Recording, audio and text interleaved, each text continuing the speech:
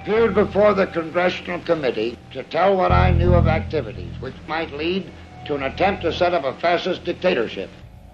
The potential for the disastrous rise of misplaced power exists and will persist. The very word secrecy is repugnant in a free and open society.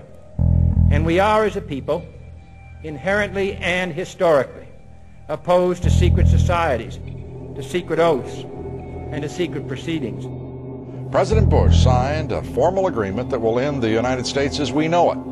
And he took the step without approval from either the U.S. Congress or the people of the United States.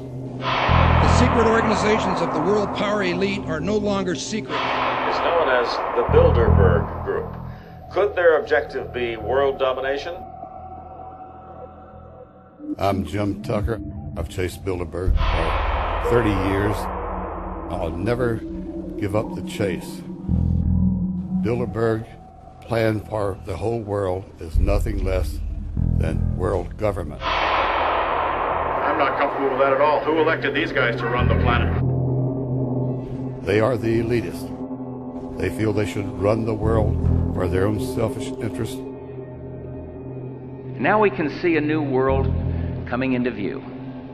A world in which there is the very real prospect of a new world order. Bilderberg is making great progress toward a world government, and only an educated, informed public can stop them in their tracks. David Rockefeller admits in his own memoirs that he wants to destroy the United States. Right. He's a traitor. It's good to be back at the Council on Foreign Relations. As Pete mentioned, I've been a member for a long time and was actually a director for some period of time. I never mentioned that when I was campaigning for re-election back home in Wyoming. Let us never tolerate outrageous conspiracy theories.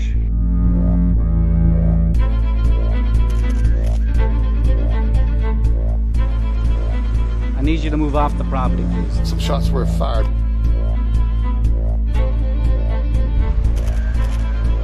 There's Bilderbergers right there.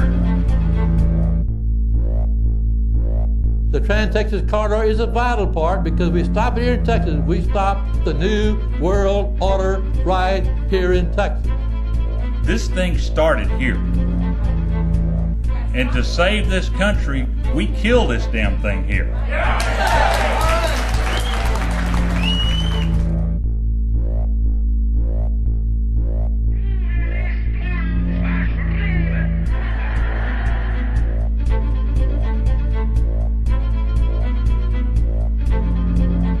There is a chance for the President of the United States to carry out a phrase his father used, and that is a New World Order. Your New World Order will fall. Humanity will defeat you. The answer to 1984 is 1776.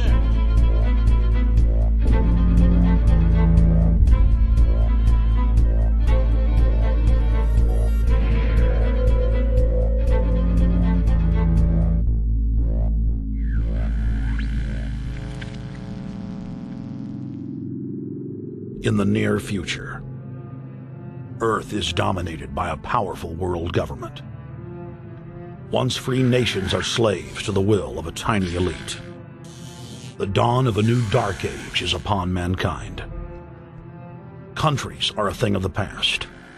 Every form of independence is under attack, with the family and even the individual itself nearing extinction. Close to 80% of the Earth's population has been eliminated. The remnants of a once free humanity are forced to live within highly controlled, compact, prison-like cities. Travel is highly restricted. Superhighways connect the megacities and keep the population from entering into unauthorized zones. No human activity is private. AI supercomputers chronicle and categorize every action. A prison planet dominated by a ruthless gang of control freaks, whose power can never be challenged. This is the vision of the global elite, their goal. A program of total dehumanization, where the science of tyranny is law. A worldwide control grid, designed to ensure the overlord's monopoly of power forever. Our species will be condemned to this nightmare future unless the masses are awakened to the New World Order master plan and mobilized to defeat it. Erected by a secretive group, the Georgia Guidestones are a testament to the elite's plan for a world religion, global laws, with a global court and army to enforce it. And set in stone, it is written that the population never rise above 500 million.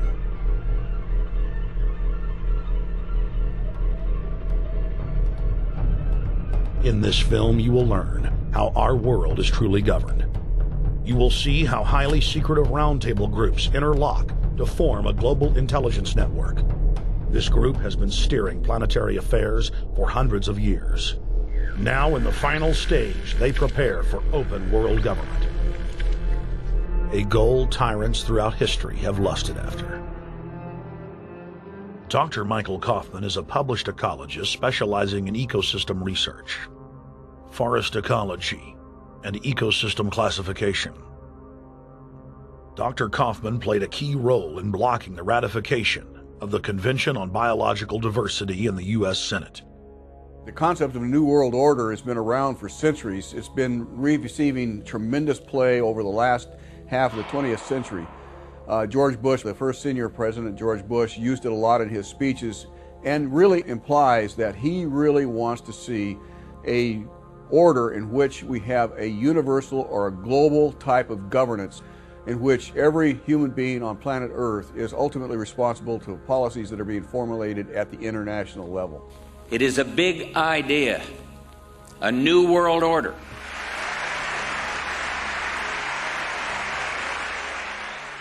President Bush said that the New World Order was in tune, and that's what they were working for. The UN is part of that government. They're working right now very significantly for a North American Union. That's why there's a lot of people in Washington that don't care too much about our borders. They have a philosophic belief that national sovereignty is not important. It's also the reason I have made very strong suggestion that we need not be in the United Nations for our national security. It's really always the same. You go back throughout all of history, the Roman Empire, the Soviet Union, Hitler during the Nazism was always saying that it's going to create the utopia for the average person, when in fact, history always shows that it does exactly the opposite. Conquest and empire is as old as civilization. Babylon, Egypt, and Greece. They all built empires in an attempt to rule the world. The Roman system at its peak dominated the known world. Complex governmental systems were developed to control diverse populations. During the period between the 15th and 19th century, new empires emerged and again waged war for supremacy. The nobility, as well as the thriving merchant class, were financed by a handful of private banks. Many of the great money houses would hedge their bets and finance both sides of a war. Sophisticated intelligence-gathering networks gave the financiers a clear edge over the governments they were slowly gaining control of. On the 18th of June, 1815, agents of the British arm of the Rothschild family looked on as Emperor Napoleon Bonaparte fought desperately to save his army from the jaws of a British-Prussian pincer attack. A Rothschild agent was able to get the news of Napoleon's defeat at the hands of Lord Wellington to Nathan Rothschild, a full 20 hours before the news reached London. Nathan, the head of the British arm of the Rothschild family, put out the rumor to the London Stock Exchange that Napoleon had won the war. Stocks plunged by 98%, and Rothschild was then able to buy up the entire British economy for pennies on the pound. When the news of Napoleon's defeat finally arrived, stocks soared. Britain was now the undisputed ruler of Europe, and Rothschild ruled England. The already dominant British Empire grew even more aggressive. Her troops and bureaucracy spread across the globe. the sun never set on Britannia's holdings. The banking cartel funded, in fact, since about 1800, they have funded both sides of almost every war. And of course, they're getting the interest off of the loans that they've given the various governments and the wars that they have actually helped stimulate and create. By 1900, Germany was a rising force and a leader of the Industrial Revolution. World War I, for instance, there was absolutely no reason to have World War I, except that it was an ideal opportunity for the banking cartel to make a pile of money by funding both sides of that particular war. On June 28, 1914, the heir to the Austrian-Hungarian throne, Archduke Franz Ferdinand, was assassinated while traveling in a motorcade.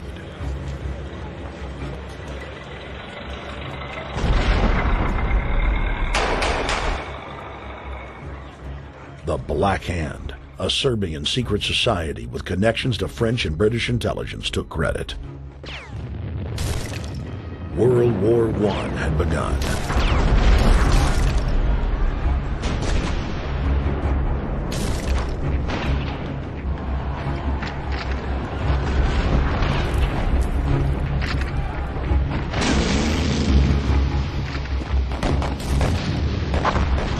Armaments companies financed by Rothschild-controlled banks in Germany, France, England, and Austria bankrolled all the factions.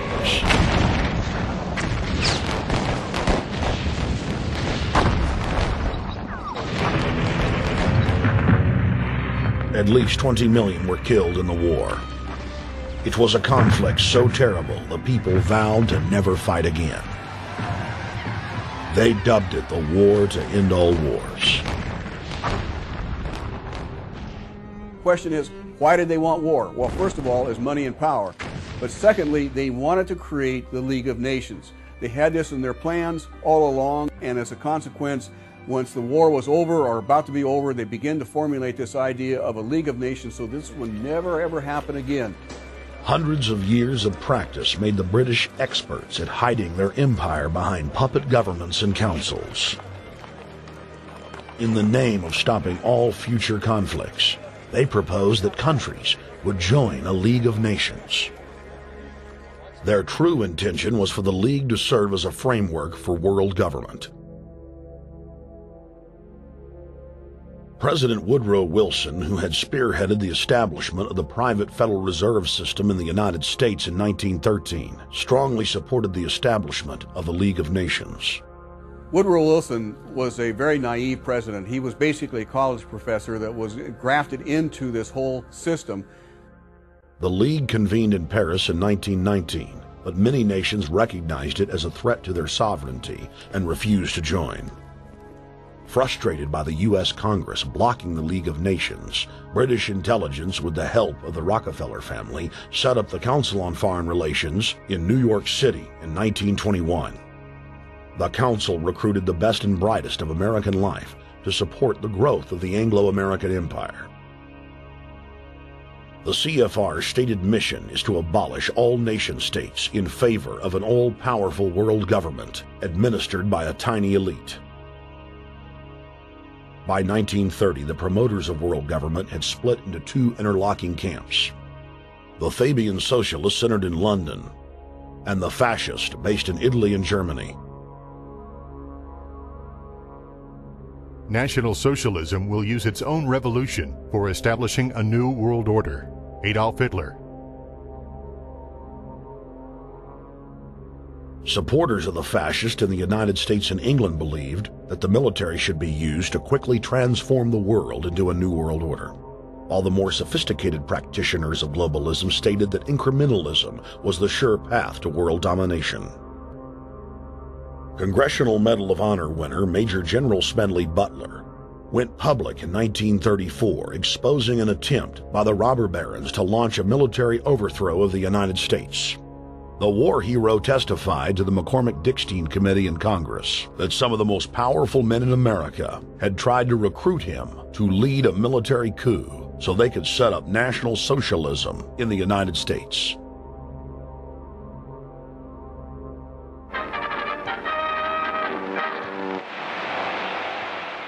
I appeared before the Congressional Committee the highest representation of the American people under subpoena to tell what I knew of activities which I believe might lead to an attempt to set up a fascist dictatorship. I was supposed to lead an organization of 500,000 men, which would be able to take over the functions of government. The fascist had also made deep inroads in England. Edward VIII, King of England, was forced to abdicate the throne because of his public support for Hitler. Fast es sich dabei nicht nur das negative Problem der Bekämpfung dieser Lehre und ihrer Organisation handelt, sondern die Durchführung der positiven Aufgabe der Gewinnung des deutschen Arbeiters für den nationalen Staat.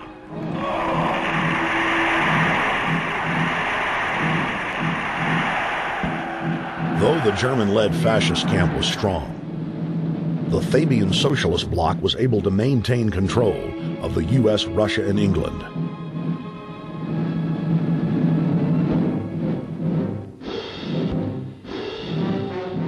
In the build-up to World War II, and during the conflict, the bankers again financed both sides, just as they had done with Napoleon.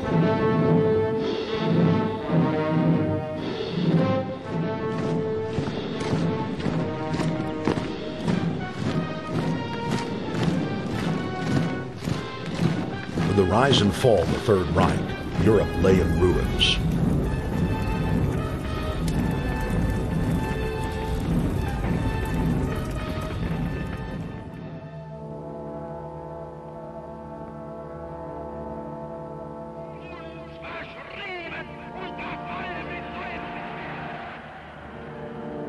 Once again, the elite claimed that only global governance could save humanity from certain destruction. And this time, the elite would succeed in setting up their world body.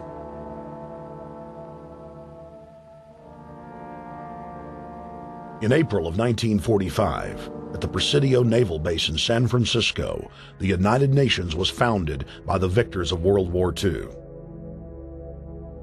The United Nations complex was then built in New York City on land donated by John D. Rockefeller.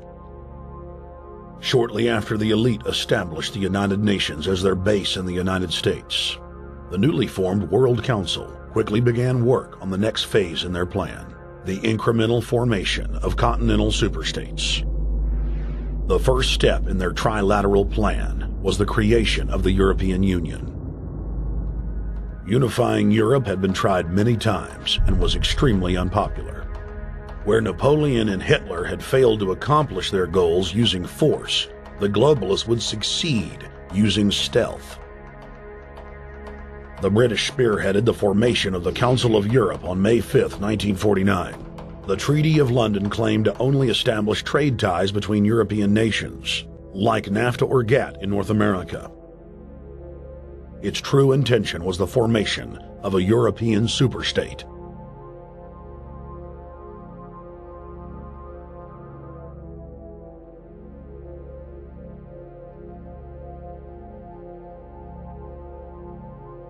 In 1954, the elite of the planet met in secret at the Bilderberg Hotel in Oosterbeek, Holland. The Bilderberg Group would later admit that their mission was the formation of the EU. Once the EU was established, under the guise of trade deals, a North American Union and Asian Union would be formed. The three interlocking superstates formed the core of the global government, while the United Nations would serve as a world regulatory and enforcement body over the Third World subregions. The Bilderberg Group consists of the heads of all of the managing roundtable groups that steer individual countries. Picture the elite power structure of the world as a giant pyramid, with only the elite of the elite at the tip top of the capstone.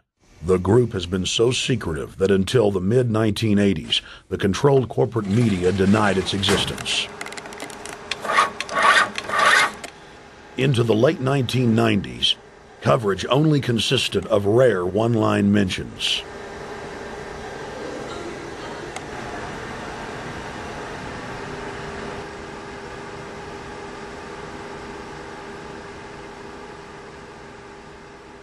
With the rise of the alternative media, their stranglehold on information has begun to slip.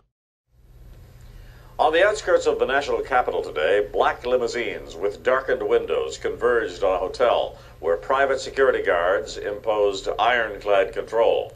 The limos carried royalty, political power brokers, and industrial titans to a secret meeting that will last all weekend. It's known as the Bilderberg Group. Could their objective be world domination? Every 4 years, Bilderberg meets in North America, and in June of 2006, we decided to travel to Ottawa, the capital of Canada. The site of Bilderberg.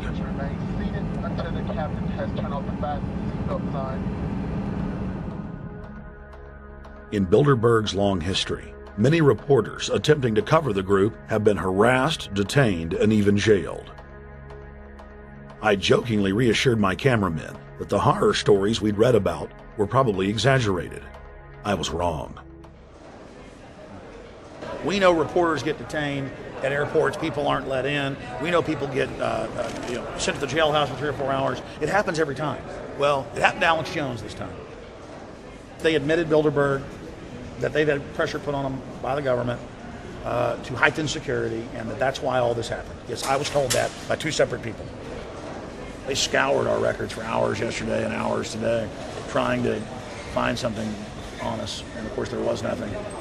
It was just scary. I mean, I've been all over the world, and I've never seen anything like this. It was like hours of humiliation. And they said, "What are you here for?" And I said, "Well, I'm here to, cover the media, covering a political event. I hope to talk to some members of Parliament."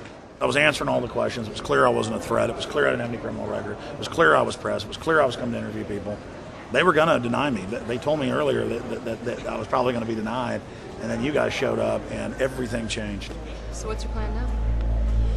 My plan is to go out and try to interview Jim Tucker, try to go down to the Bilderberg Group and maybe catch some of them still arriving, and try to still make a documentary.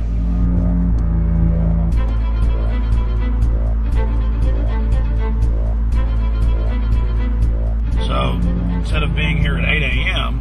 in the morning when the Bilderberg Group attendees, the 100 elite of the planet, start showing up, we're going to be getting here about 3:30 or so, and we'll see if we can catch any of the elites coming in.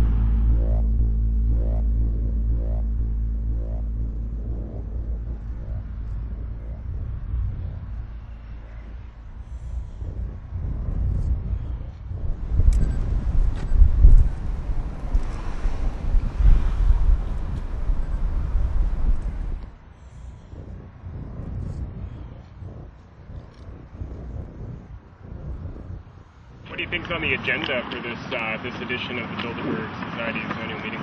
They're debating the attack on Iran. They're talking about how to take out Hugo Chavez. They're talking about how to get their American Union in that destroys Canadian, U.S., and Mexican sovereignty. So we're talking about the death of Canada is what's happening in there right now. The death of your sovereignty is happening in there right now. CNN has even reported that these individuals have put out the policy reports through the Council on Foreign Relations that writes their scholarly white papers to end the United States, to end Canada, and to end Mexico. About 10 have come in. They've been coming in slowly in typically big black cars with what appears to be bulletproof glass, and we've got a few pictures of some of the people. We're being kept well back from the building by an awful lot of security people, but there'll be more security as this thing develops. Again, just a reminder to stay off the property, okay? I am. This is the line. We checked with the city. Thank you.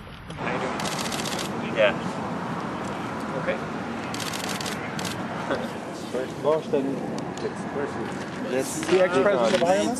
Maybe? Okay. Danny will know. I came here from upstate New York. I booked a room way in advance. When I checked in at 10 o'clock at night, they told me I had to be out at 8:30 in the morning. And so, of course, I complied to what they wanted. I wasn't happy about it because I had been tired. I drove quite a long way.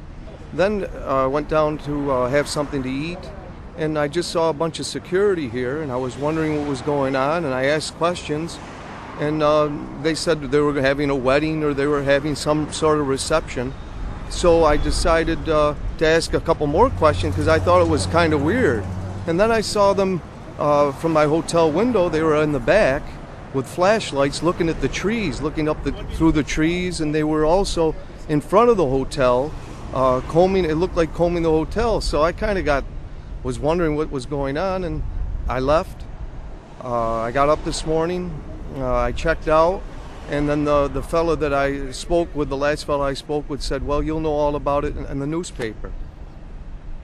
Well, I didn't have to wait because there was a group of people out here telling me everything that was going on. They're not fooling anybody any longer when you've got this many cops, and detaining Alex Jones at the border.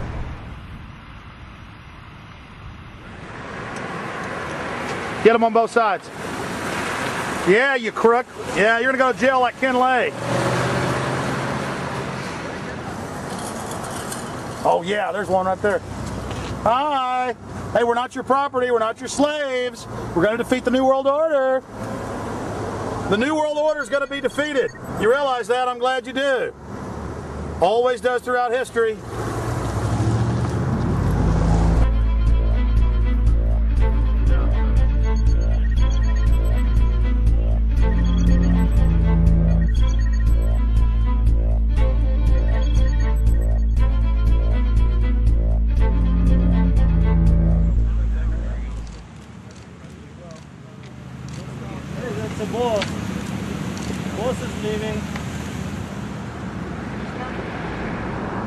Etienne Davignon is the honorary chairman of the Bilderberg Group,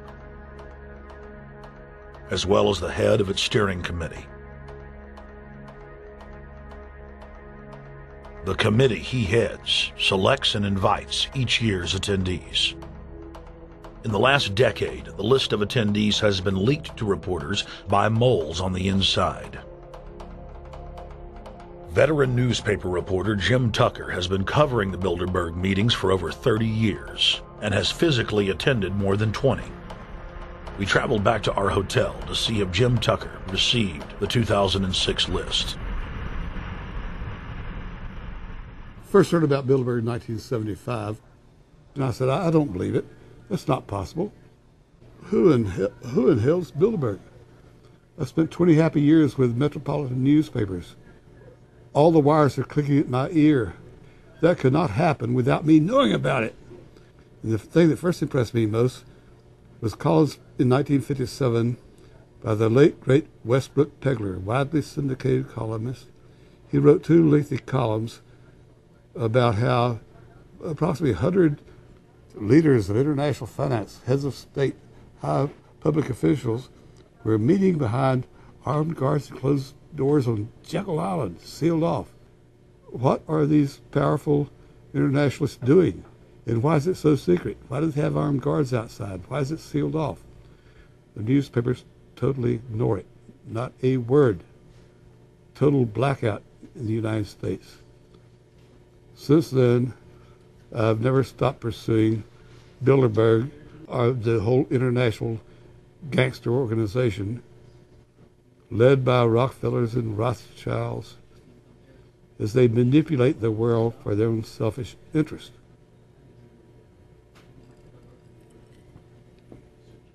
Jim, you've been waiting on the list. You normally get it on the first day. You haven't gotten it. We're told it might come in today. How important is that list? It's absolutely essential, although identifying people outside, as we always do, is important too, to find out who is not on their own list. In recent years, someone from Europe has sent a machine copy with a letterhead and so forth without identifying himself. So far, I haven't heard from him.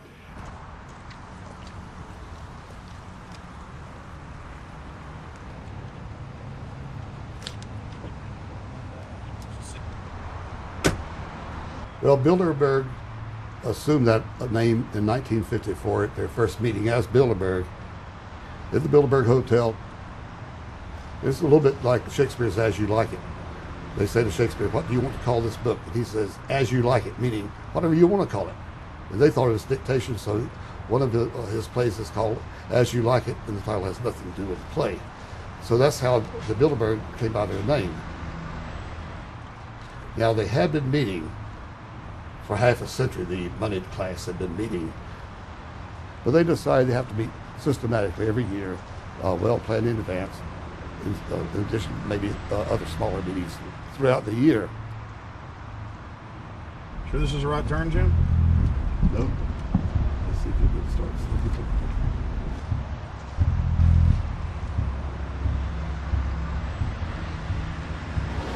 This is the global government. They are setting the world agenda. Inside right now, they're deciding on whether or not there will be a war with Iran.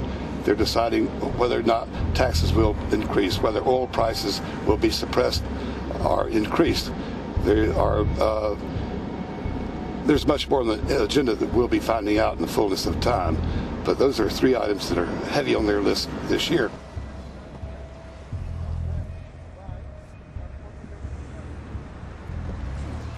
This is Jim Tucker, ladies and gentlemen.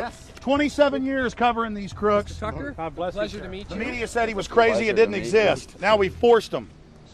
120 of the world's most powerful men, heads of state from Europe, high officials, United States government, Treasury, White House, state, defense. They're setting the world agenda now. The reason they want secrecy is because they're doing evil. Evil is done under the cover of darkness. Good works are done in the sunshine.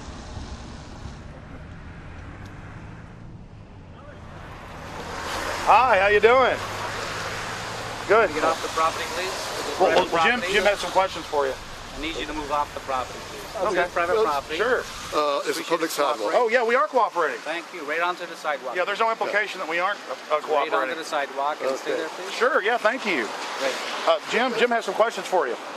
Again, I need you to stay right on the sidewalk. Yeah. Thank you very much. We actually checked with the city. The property line's actually right here. Also, that's good. Property line's actually right here.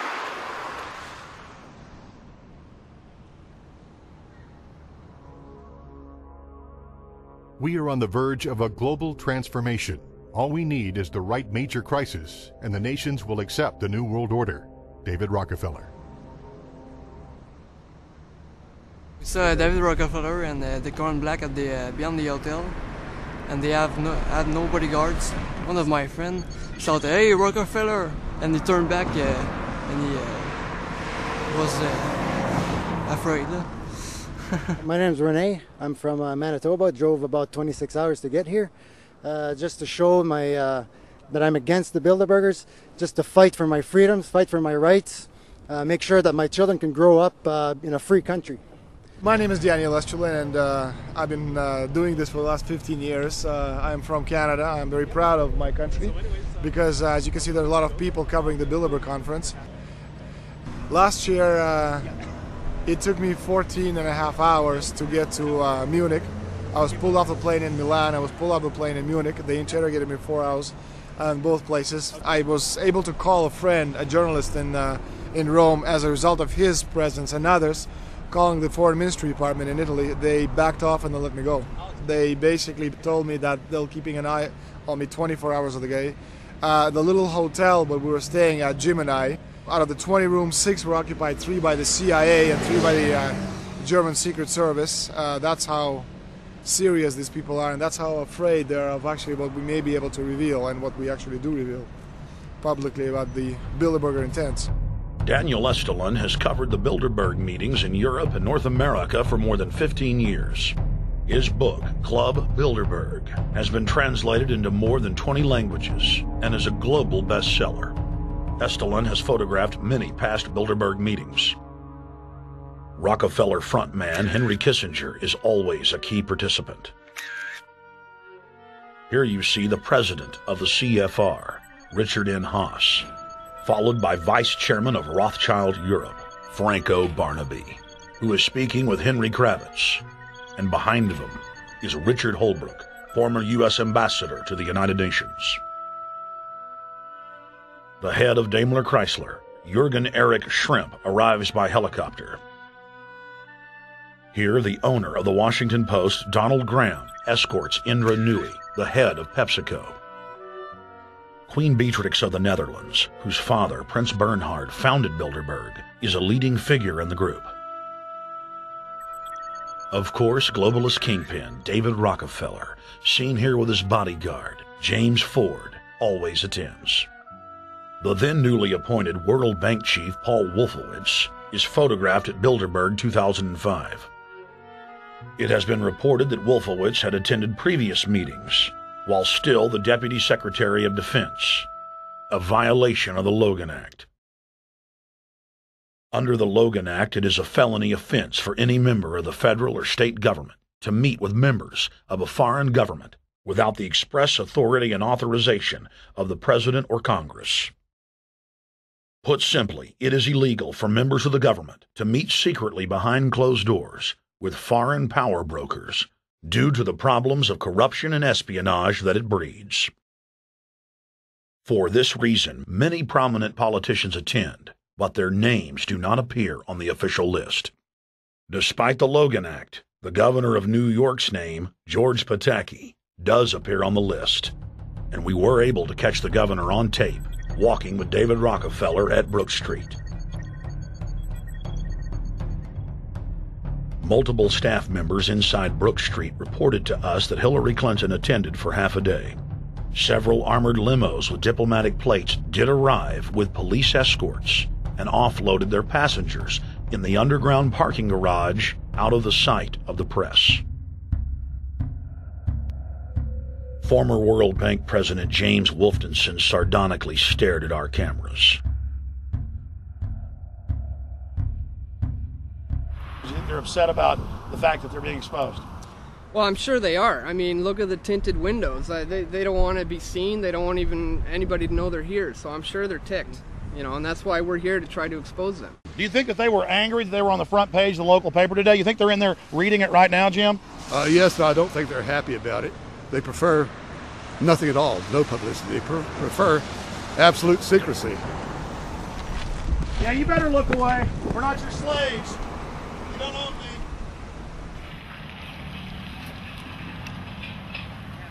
Did you get a list of the attendees and everything, or no? No, I've asked for one under a slight variation of my name, and I don't know if I'll get it or not. Also, it could happen today. For the last 3 years, I get back to the hotel. And there's a copy there waiting for you. Well, somebody who does not identify himself. I mean, I'm not just not revealing the source. I don't know the source myself. But the facts, because they want the Bilderberg letterhead on it, and makes a nice memento. Perfect. Alex. Yeah. That's Chalabi, eh?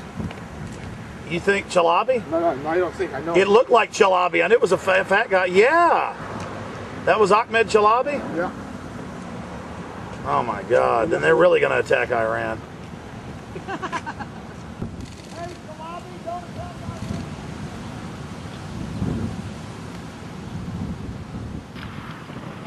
I've seen this guy around a lot. This guy is too president. I haven't. It's S-A-S, Scandinavian. Adrian Woolwich, Maria Monti. Over the last couple of years, they've been reeling with the amount of leakage that they've been experiencing, so it's getting harder and harder. But again, it will never get too hard for us because of the sources that we have inside are top-notch sources. People who are actually working for them, the Secret Service, the second layer, people in the Bilderbergers, the clerks, the administrative office, they're there. They are our eyes and ears, and every time there's something out, we always get the information. That's Francisco Pinto Balsamao. I think that's the Queen. It's the Queen. Oh my God, you can't kiss her hair. You see her? Yes. Oh my God. The Queen of Holland. What usually happens, the Secret Service guys who are protecting the Bilderberg delegates, the staff, the cooks, the chefs, when they actually get to see and to hear what some of these nasty people are talking about, they're the first ones to look for us and the first ones to make sure that we get the information from the meeting. We're very rigorous with information that does come out. We double, triple, and quadruple confirm the sources, make sure that all the information checks out. A lot of the stuff, the Bilderbergers have planted information, make sure that this disinformation nullifies the accuracy of the reporting, which is why we never publish the first thing we hear.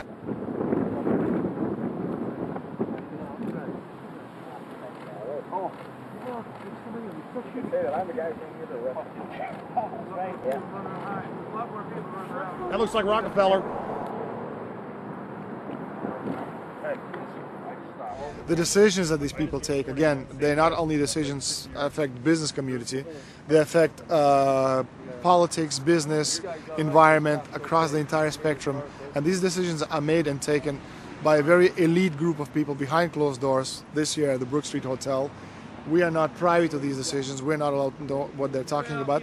But we'll definitely feel the consequences of these decisions over the next 12 months when events which apparently by accident seem to happen, in fact, have been planned right here this year at Brook Street Hotel between 8th and 11th of June.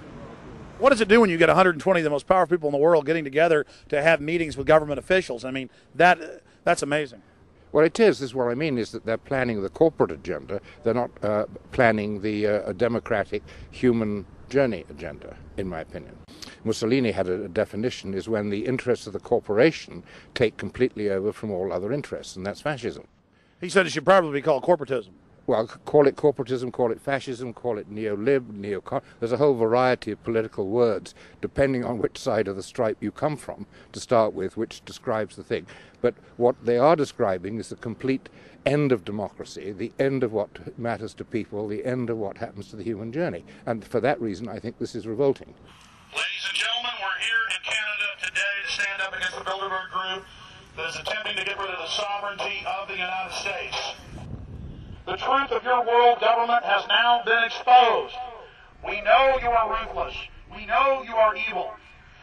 To David Rockefeller, to the Rothschild representatives here, to the Queen of the Netherlands, to all of you, we tell you, you are not our queens. You are not our kings. You are not our gods. We do not belong to you. We are not your slaves.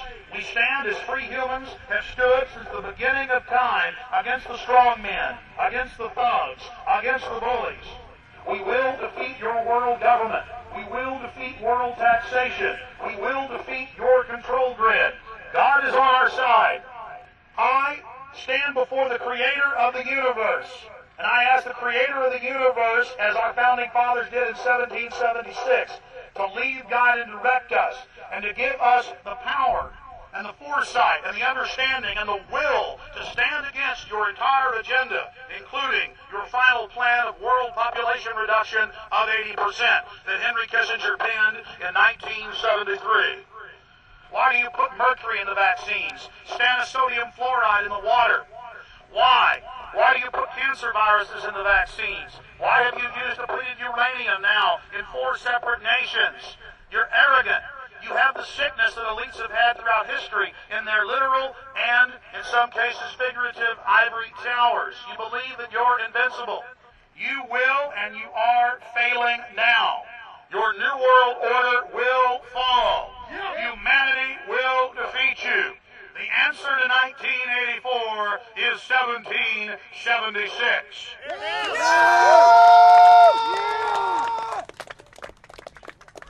Bilderberg is an elite organization, and the way it works, the protocol of the meetings is the staff, after they're vetted out, they're told exactly how they're supposed to behave themselves, meaning that they can never address the attendees, they can never speak to them unless they're spoken to first, they can never look them in the eye. They have to approach them from the right side, the people who are right-handed, and from the left side, the people who are left-handed. They can never look them straight on. And needless to say, all the information that is being spoken during the conferences is under no circumstances allowed to come out. That's what they're told. They're threatened with not being able to find another job anywhere in the sector if they reveal any information to the press.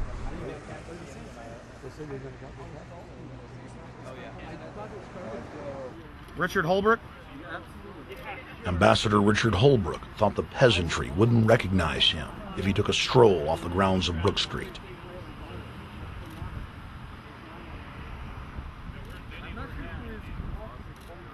Holbrooke cackled when I told him that we were not his slaves. Holbrooke, we're not your slaves, Holbrooke. We're not your slaves.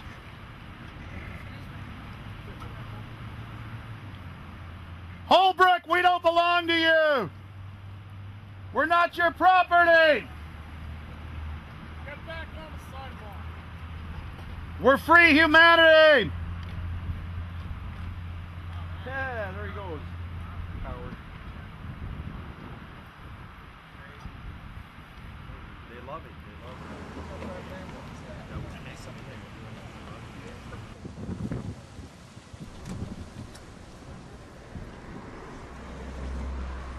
Okay, we're going to be going around the back here, guys. Hey guys, how you doing?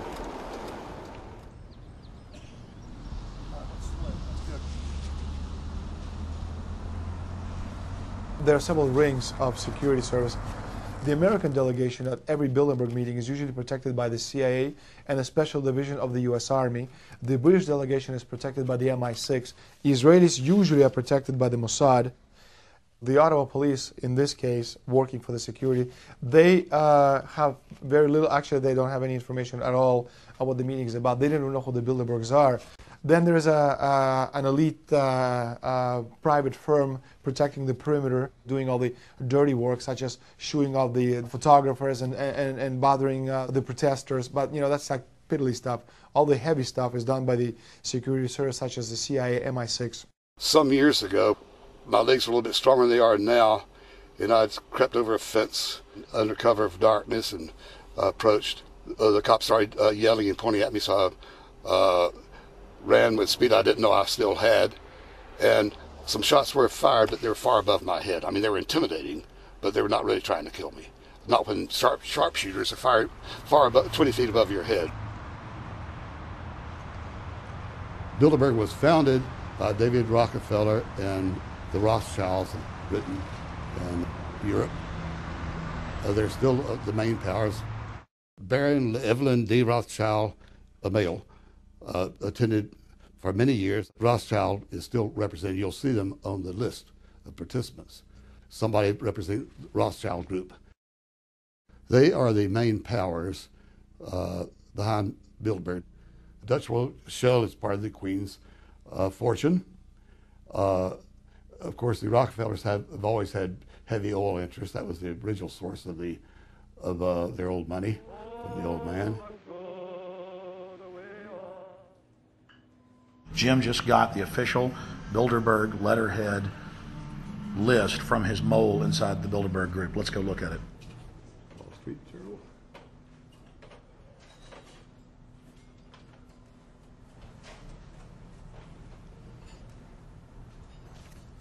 So, Jim, you got the list. Yeah. Did we identify Wolfowitz as being here because he's not on the list? No, we positively identified Wolfenson. Yeah, he's on the list.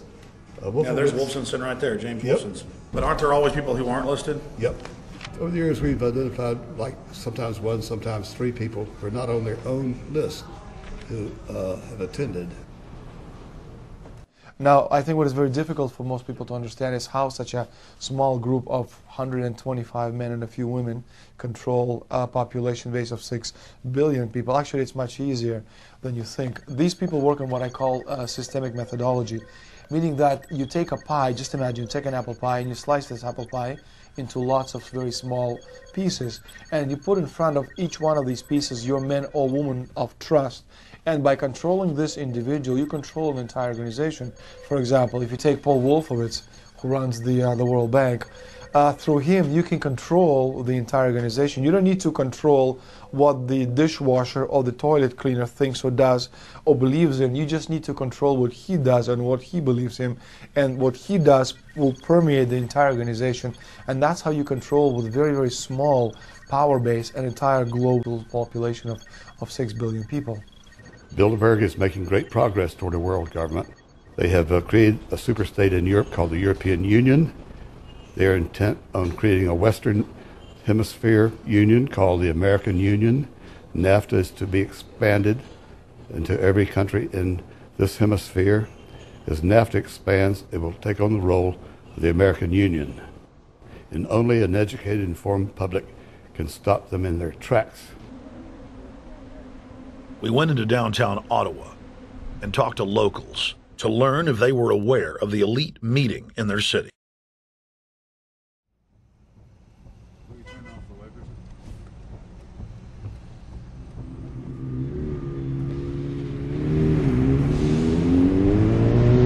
Hey guys, attention just for a second. I just need to tell you that a group just met here in Canada and they're trying to get rid of your sovereignty, merging you with the U.S. and Mexico. See, it's not funny, I'm serious. And your news isn't going to tell you about this. This is deadly serious, so I'm just letting you know and I'm telling you about it. As they say, they are the guys that run the world. They make the decisions for we, and we just carry it out. Sir, did you hear about the Bilderberg Group meeting here in town, the 120 most elite people in the world? No. Hey, did you know that the elite's meeting here in town right now? Have you heard about it? The 120 crime bosses? None of you have heard of it? None of you guys have heard of the Bilderberg Group? They're meeting right now. In the city, around 10% of the people were aware of the New World Order agenda. When we traveled to Parliament, close to half of the people we randomly spoke to were informed.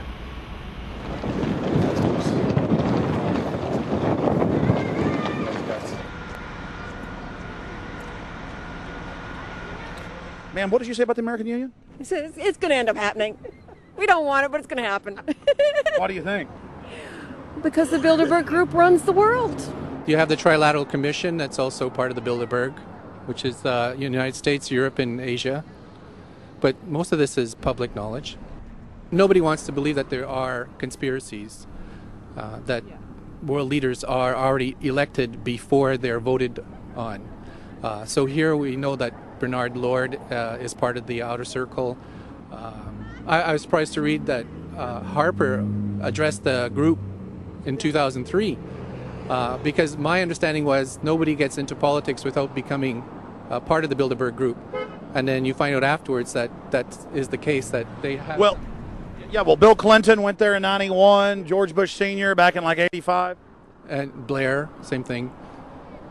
Who we think that we're electing as leaders have already been pre-picked for us. Whether it's liberal or a conservative, they're already part of the group. They own all the horses in the race. They own the horses, and I understand that, for example, in the United States, it's a one-party system with two factions, though you think it's two different parties. Oh, it is, yeah. So it's like Bill Clinton constantly vacations with the Bushes, and they call him their son, and they actually staged all that in 92, and all that's come out. It's just all staged. They're not going to let trillions of dollars slip through their hands. The good news is people are waking up, though. When you read human history, when you study it, all you see is elites trying to dominate, subterfuge, Machiavellian backstabbing, and somehow in the last 50 years they convinced Westerners that the government's fine, can do no wrong, trust them. How did this happen? It's easy to lead sheep. I mean, people just follow. They don't want to believe these things will happen. No way. We'll just follow along with the norm. That's all. It's just makes it easier for everyone. What's your view on losing Canada's sovereignty? I like this country to stay as it is, and I love the United States to be there. Back in Austin, the capital of Texas, the public was frighteningly unaware of the nation's peril.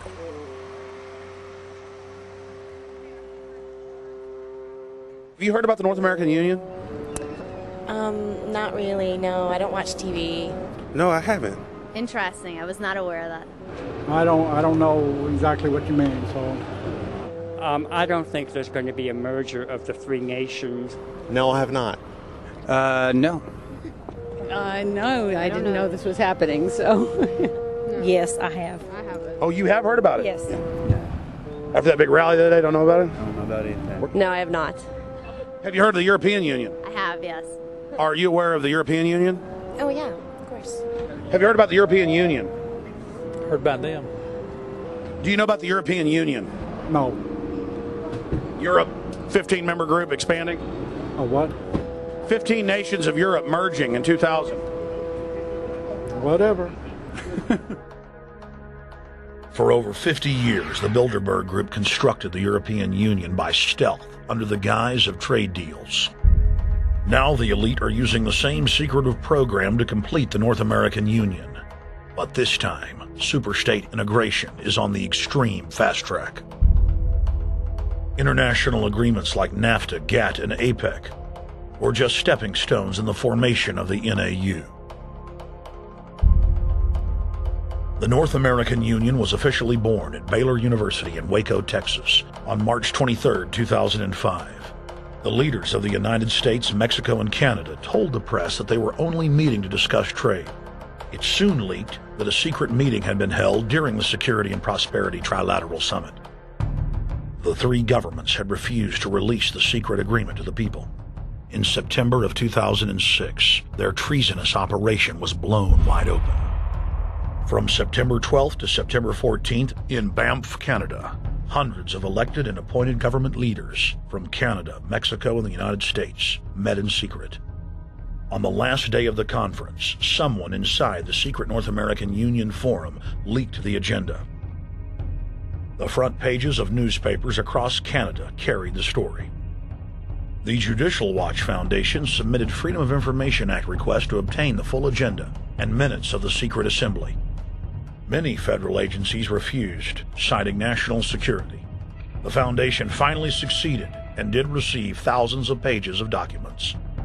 The documents marked unclassified are the blueprints of a shadow government ruling by bureaucratic and executive fiat. The pages chronicle an already operating North American Union. Transportation, law enforcement, agriculture, regulation, banking, manufacturing, construction, education, immigration, and even the military are being merged with no input from the people or their elected representatives in Congress and Parliament. One of the first items on their agenda was to stress how important it was that their plan, quote, be carried out by stealth. The controllers also talked about exploiting the public's fears of climate change to push a continent-wide tax to fund the new government. Globalist tool Robert Pastor is incessantly paraded on the world stage as the man behind the North American merger. When he testified before Congress, he pushed the idea of a continental security perimeter that erases national boundaries and merges the security apparatus. The best way to secure the United States today is not at our two borders with Mexico and Canada, but at the borders of North America as a whole. In fact, the North American Command, based in Colorado Springs, Colorado, was clearly running the meeting in Canada. For the past decade, the Pentagon has been training with Mexican and Canadian forces and has openly discussed using them inside the United States for disasters and to quell domestic unrest. There are already over 100,000 non-U.S. citizens serving in the U.S. Armed Forces. The Pentagon is now expanding its recruiting centers in Mexico, the Philippines, and Eastern Europe. Big city police departments nationwide are lobbying to change laws so they can recruit non-citizens to join the police force. What we are witnessing is a Red Dawn scenario in slow motion. Tyrants throughout history have brought in foreigners to oppress their domestic populations.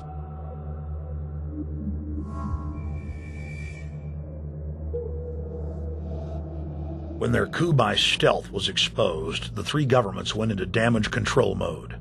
The Security and Prosperity Partnership quickly staged a show summit that was held in Ottawa, Canada in February of 2007. It is the only way that we can achieve security and prosperity for our people is through this cooperation. We actually occupy one physical space, the North America. We've also had a chance as foreign ministers to talk about how we cooperate in the region and indeed in the world.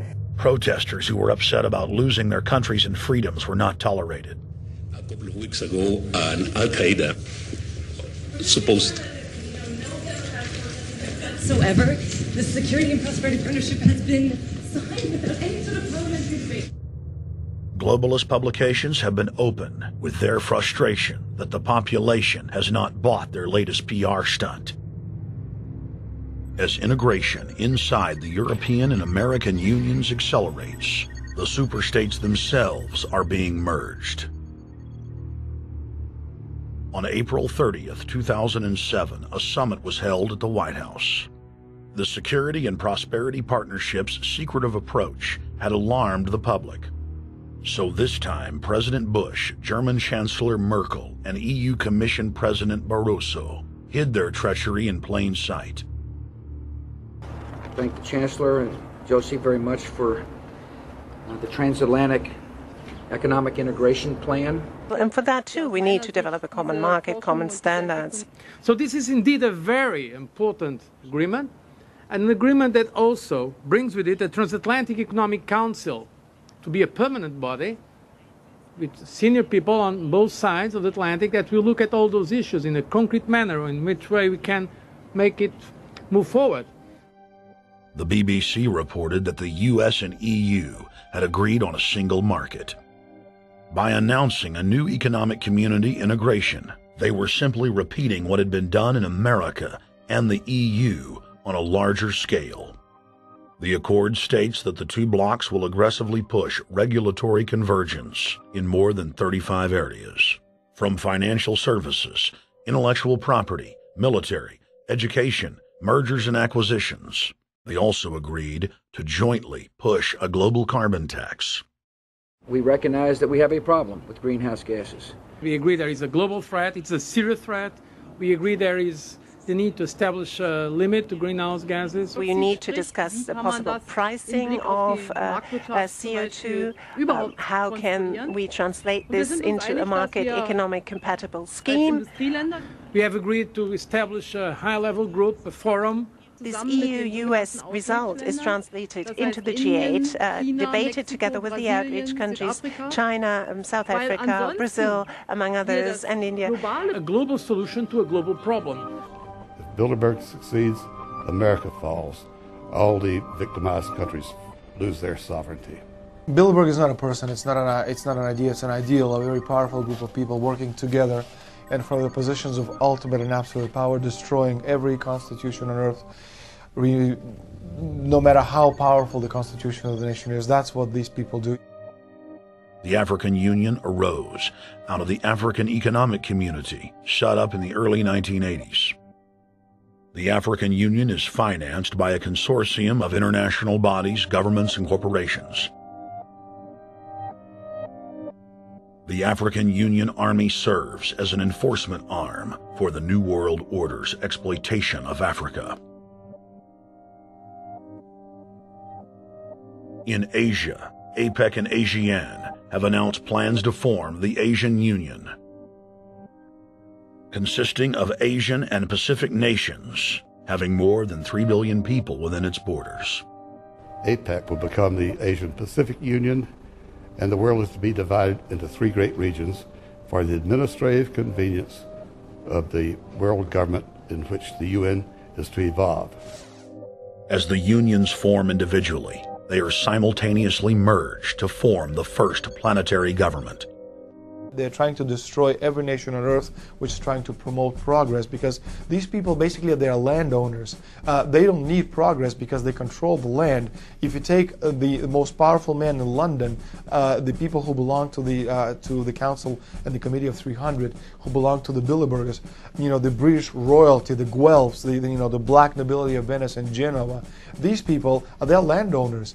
The New World Order is the Old World Order. I mean, it's just the names have changed, the appearances have changed, but the concept hasn't changed. The idea is still to bring the men back, kicking and screaming back to the Middle Ages, post-industrial age world order. One of the things that is very shocking to most Americans is the fact that the United Nations Global Biodiversity Assessment, which came out in 1995, clearly shows that in order to protect planet Earth, we have to go back to a feudal system. They actually said that in the document.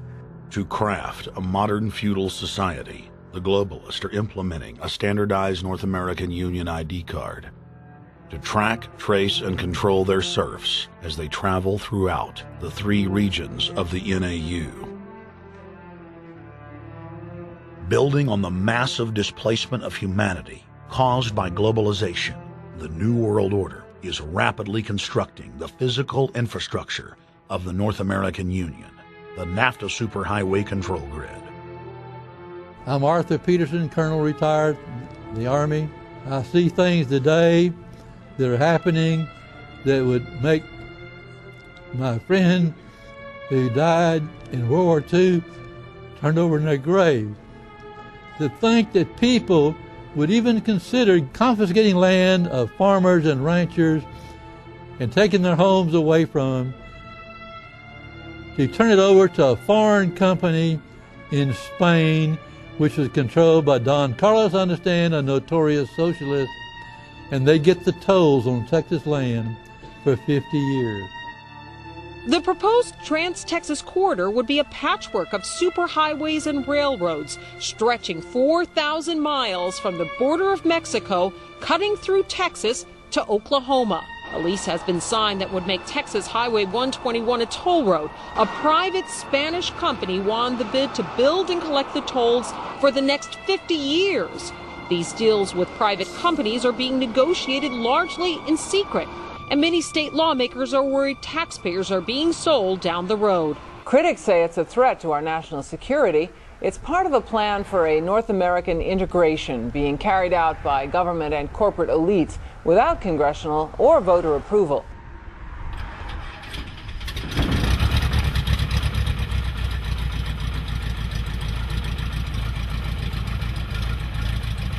We took to the air over central Texas to get a bird's eye view of the Trans-Texas Corridor, which is under construction and will form the heart of the Trans-NAFTA superhighway system.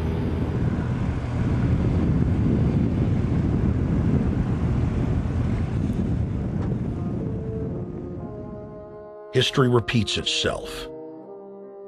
2,000 years ago, all roads led to Rome. Rome constructed and maintained more than 10,000 miles of roads throughout its empire. The roads were used to project Roman military power, to control commerce, and to bind the nations and peoples they ruled. Rome also demanded tribute. Roman subjects from Albion to Judea were forced to pay a tax to use the roads. The Romans would then use the tax to dominate their subjects. Today's superhighways are a powerful tool in the globalist arsenal. They are instrumental in tearing down national borders and merging nation-states into larger confederations. Foreign governments and corporations are predatorily seizing infrastructure across North America, but nowhere has their attack been greater than in Texas. Texas is the front line. Over 8,000 miles of existing roads and land are being handed over to government-backed foreign companies. Foreign companies buy the legislators, who then turn over complete control to the same foreigners who finance their campaigns. Government power is then illegally transferred to unelected quasi-governmental regional boards that circumvent local governments and the will of the people. The next stage of this world government plan is to have a transportation control, and that is called the NAFTA superhighway, or in Texas called the Trans-Texas Corridor. It confiscates 584,000 acres of land to be transferred into control of a Spanish company which will collect tolls in Texas for the next 50 years, and there's no limit in the amount of tolls that can be collected. More than 80 federal and state highways have been designated as international arteries. The I-35 NAFTA corridor starts deep inside Mexico and travels through the middle of the United States and ends in central Canada. Container ships from Asia dump their cargo on the Pacific side of Mexico. It then travels duty-free by rail to the new Kansas City inland port, now considered sovereign soil of Mexico, in the heart of the United States. Under international agreements, predominantly foreign companies are placing tolls on already existing paid-for roads. Federal, state, and corporate documents show that they will then use the revenue raised to build up the transportation infrastructure of Mexico, not the United States or Canada, so foreign-made products can pour in even faster from Mexico. Revenues raised will also be used to fund the fledgling North American Union and its growing bureaucracy. Bottom line, they're using our own money to enslave us. First of all, they're proposing a North American tribunal, which would be similar to what we have in Chapter 11 of the NAFTA agreement, which is trumped by international law. The U.S. Supreme Court and our Constitution could potentially be rendered invalid, and what we would have is new North American business law that would trump what we have here in the United States. What is also interesting to note that the NAFTA headquarters is in Mexico and controls the United States trade and rules against the United States Congress, and no one seems to challenge it. it's very probable and probably inevitable that our right to bear arms would be challenged in a North American court. So this is just an example of what's happening and what's being proposed. We want to keep our trial by jury system. We want to keep our right to keep and bear arms. We want a system where we have a Supreme Court and not have a tribunal that will be superior to the Supreme Court. In 2005, Cintra, a Spanish-owned company, signed a secret agreement with the Texas Department of Transportation to erect toll roads on existing roads and to toll new roads that were completely paid for by tax dollars. There are people, believe it or not, in Texas who don't know what the Trans-Texas Corridor is. TTC 69, which they'll have the environmental hearing starting this spring on, runs through my part of the state. And there are people over there who have no idea what's fixing to come in their backyard. TxDOT, an unelected state agency, claimed that the agreement with the foreign company was even secret from the Texas legislature. When the truth came out, newspapers across the state called for heads to roll politically. Cintra's response was to have its Australian subsidiary make its first U.S. newspaper buy. Every newspaper they bought was along branches of the Trans-Texas Corridor and had been critical of the toll road plan. The cost of 40 or 50 newspapers is nothing compared to the profits that'll be made. Just Phase 1 alone of the state toll road plan is estimated to raise more than $200 billion in just the first 15 years. And Texas is only a small part of the global panorama. A combine of transnational companies is aggressively consolidating public finance infrastructure worldwide, and the same interests are erecting a world government according to their rules. A literal wonderland of corporate corruption, where governments simply act as vacuum cleaners, sucking up the wealth and resources of the middle class and transferring it to offshore bank accounts, leaving behind a cultural and economic wasteland of easily managed slaves. The whole purpose about the North American Free Trade Agreement is not about trade, it's about control. Control of people. CAFTA is even worse. Control of people. It's not about trade, it's subsidized trade with taxpayers' funds. This thing started here. And to save this country, we kill this damn thing here. To stop it here in Texas, we stop the new world order right here in Texas. Polls consistently show that over 90% of the people are against the NAFTA highway systems and its toll roads. As the people learned of the threat, they got angry and took action. Our ranch is part of the original Spanish land grant, and I would love to not have to give it back to Spain.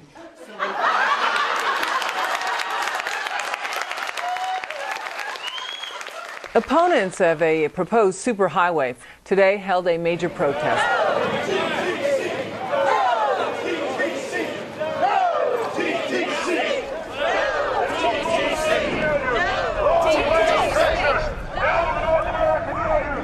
A majority of Texas counties have voted to resist the plan for a North American Union and have vowed to block the construction of its infrastructure.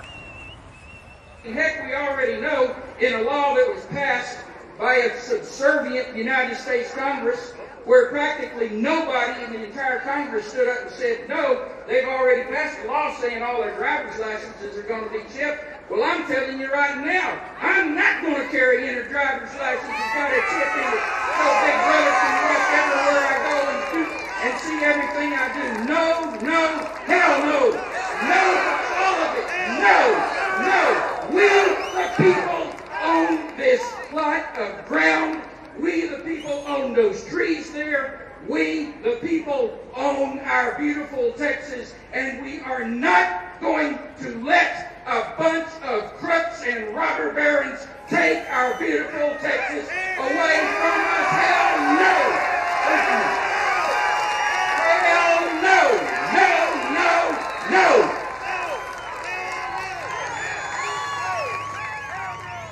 RFID tracker chips embedded in state inspection stickers and toll tags are already being used to track the population.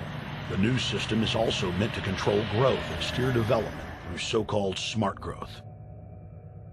smart growth, which is nothing more than an effort to bring control into the cities. You have the rewilding of America and the Wildlands Project, the Convention on Biological Diversity, which is to control our rural population. Toll roads on interstate highways nationwide are walling off exit ramps to small towns and rural communities, and are creating ghost towns by design. This trend is accelerating under the NAFTA highway system and is meant to rewild more than half the country. All of these things are designed to bring more and more control to bureaucracies rather than to the independent individual, the sovereign individual of this nation. What brought me into this whole discussion was the fact that while I was doing this multi-million-dollar research effort in the 1980s and early 1990s, I became aware of an agenda basically to lock up one half of the United States into wilderness corridors and reserves. What's called the Wildlands Project, but it was also a key cornerstone of the United Nations Convention on Biological Diversity. It was during that study in which I began to realize that this was not an effort to protect the environment, but an effort to control you and I. They were dividing the United States up into little compartments in which they would rip out roads, which they would rip out whole communities and put them back in the wilderness. The federal highway system was designed by Pentagon war planners in the 1950s to serve as a rapid deployment conduit to move ground forces for the defense of the United States during invasion. The unconstitutional Northern Command is now using the highway system as a force projection matrix to dominate populations across the United States. Through federally funded emergency command centers, county and city governments are being quietly federalized nationwide. Billions of dollars per city is being spent to install millions of surveillance cameras. Every town and hamlet, no matter how small or remote, is surveilled. License plate reading software tracks Americans' movements wherever they go. New systems are being deployed that scan your face, read your lips, and analyze your walk.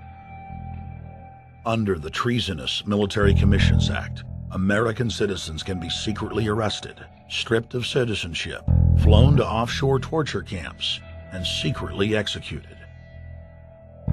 Under Section 802 of the Patriot Act, all misdemeanors are considered terrorism.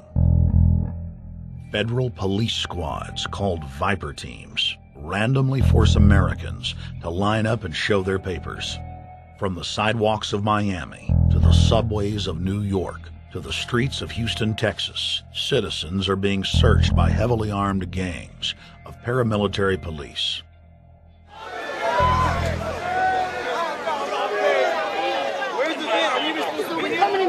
Come on, guys, come in. Yo, can you get that camera off of us, sir?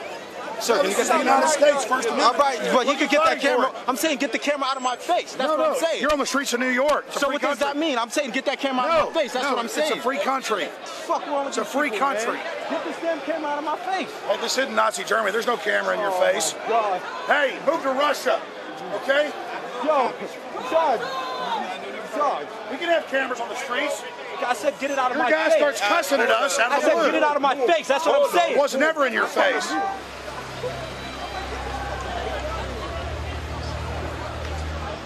Yo. Long before 9/11, the Pentagon was aggressively violating the federal law that bars the military from policing the American people. Coast to coast, for more than 2 decades, teams of troops would just appear out of nowhere and randomly stop cars and search pedestrians.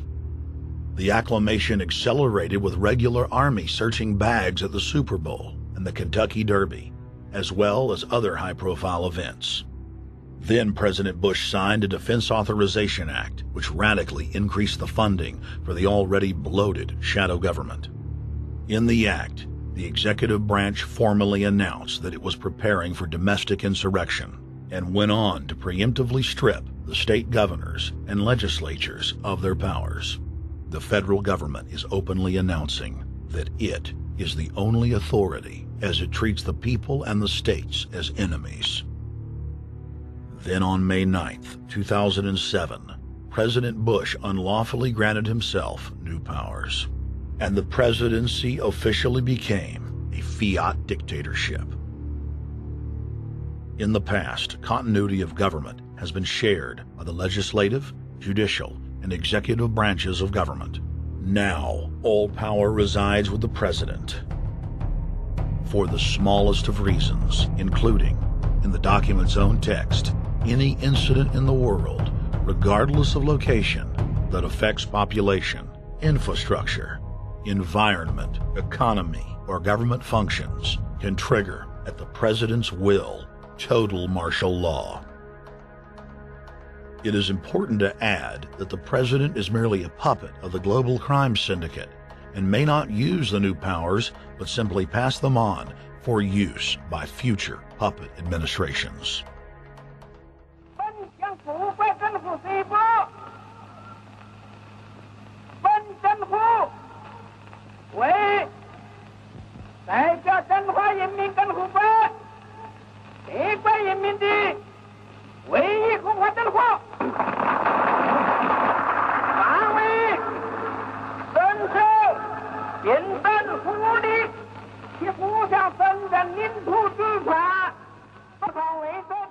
Приобретена эта победа.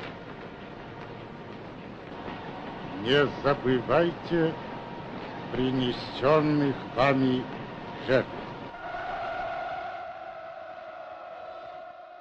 You must teach people to love their leader. This is the only most important.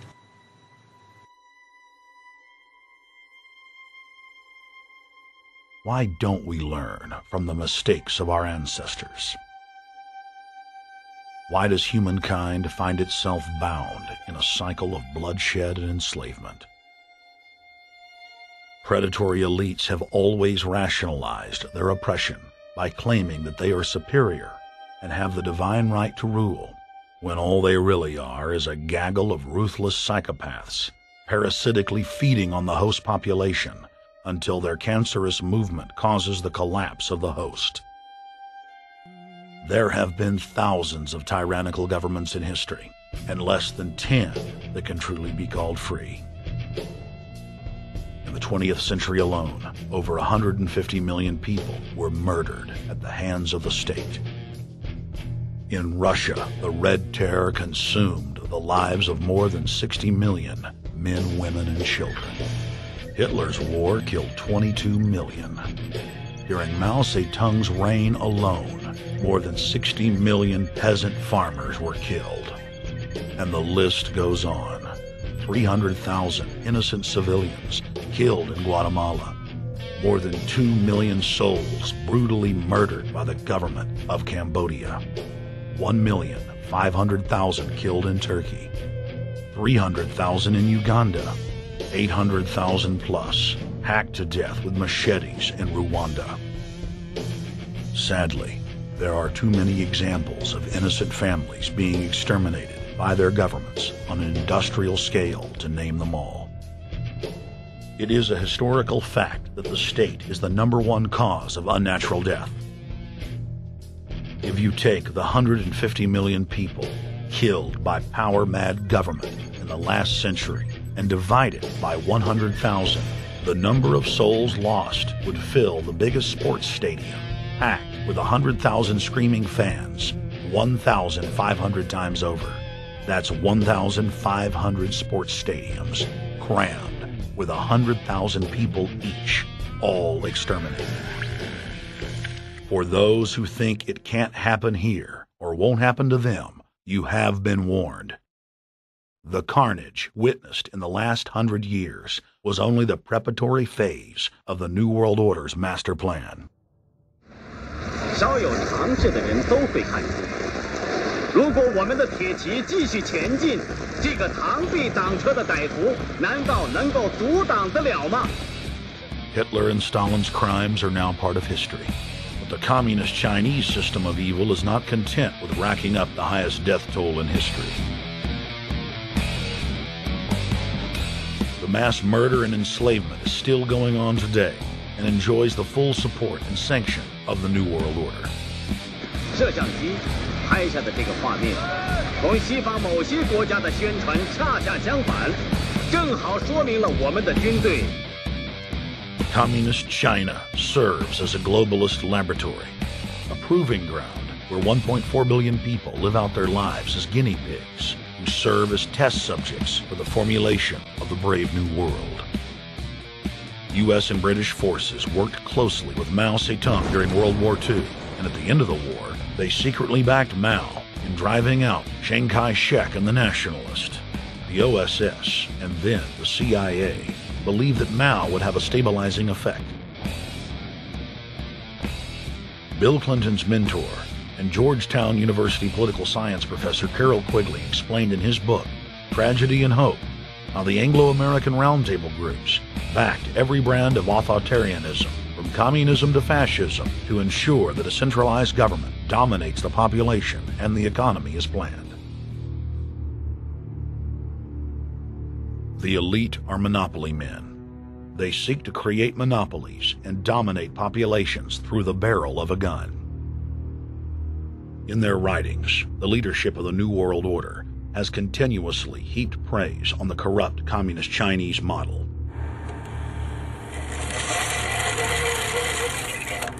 In August of 1973, in an article written by David Rockefeller for the New York Times, Rockefeller openly lauds and endorses Mao Zedong's actions, while celebrating their command and control system. Whatever the price of the Chinese Revolution, it has obviously succeeded not only in producing more efficient and dedicated administration, but also in fostering high morale and community of purpose. The social experiment in China under Chairman Mao's leadership is one of the most important and successful in history. David Rockefeller, New York Times, August 10, 1973. Communist China is the model planned society for the New World Order. China has received more United Nations awards for its policies and form of governance than any other nation. In the eyes of globalist planners, authoritarian China is the future. China adopted the dreaded one-child policy due to lobbying from a consortium of eugenics organizations, which includes Planned Parenthood and the United Nations. Couples that have more than one child face heavy fines and imprisonment. The practice of forced abortion in China, coupled with the cultural desire to have a male child, has plunged China into a deepening crisis where there are 30 million more men than women. The Chinese police state ruthlessly crushes all forms of dissent. Underground churches, Falun Gong practitioners, striking factory workers are all sent to forced labor camps. Their blood and tissue types are cataloged in preparation for organ harvesting.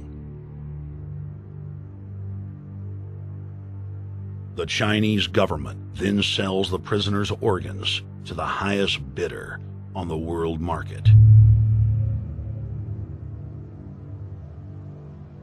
If a wealthy patient chooses to fly into China, the prisoner is killed and the organs are implanted.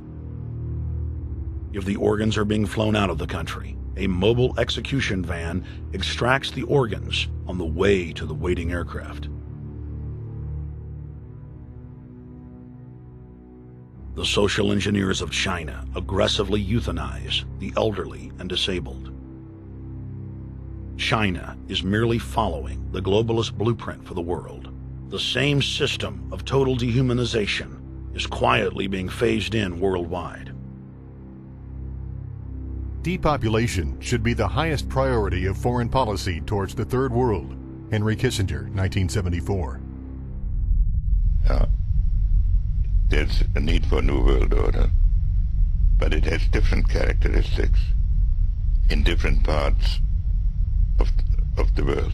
Now, none of this may succeed this time, but this to me is sort of the outline by which someday, in the next few years, a solution will emerge.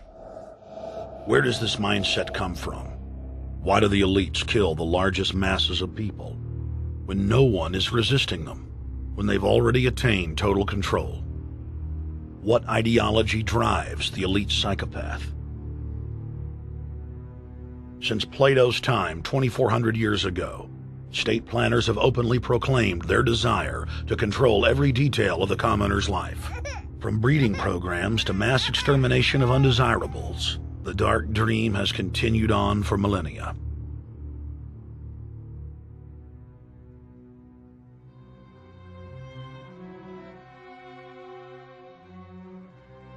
The scientific rationale for tyranny has always been attractive to elites because it creates a convenient excuse for treating their fellow man as lower than animals.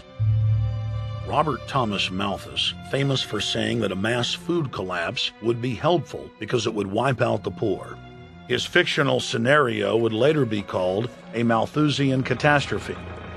Malthus is important because his ideas led to the rise of a new scientific field that would dominate the course of human history for the next 200+ years. Charles Darwin, an admirer of the Malthusian catastrophe model, developed the theory of evolution, its chief tenet being the survival of the fittest. With the help of T.H. Huxley, known as Darwin's bulldog for his strong support of Darwin's theories were pushed into wide acceptance among key scientific circles throughout England and then the world. Darwin's cousin, Francis Galton, credited as the father of eugenics, saw an opportunity to advance mankind by taking the reins of Darwin's evolution theory and applied social principles to develop social Darwinism. The families Darwin, Galton, Huxley, and Wedgwood were so obsessed with their new social design theory that they pledged their families would only breed with each other. They falsely predicted that within only a few generations, they would produce supermen. The emerging pseudoscience was only codifying the practice of inbreeding, already popular within elites for millennia. The four families experiment was a disaster. Within only 2 generations of inbreeding, close to 90% of their offspring either died at birth or were seriously mentally or physically handicapped. The moneyed class of the planet, and particularly the royal families of the world, who were already obsessed with breeding and filled with a predatory disdain for the underclass, seized on the new science and began aggressively enforcing its aims worldwide.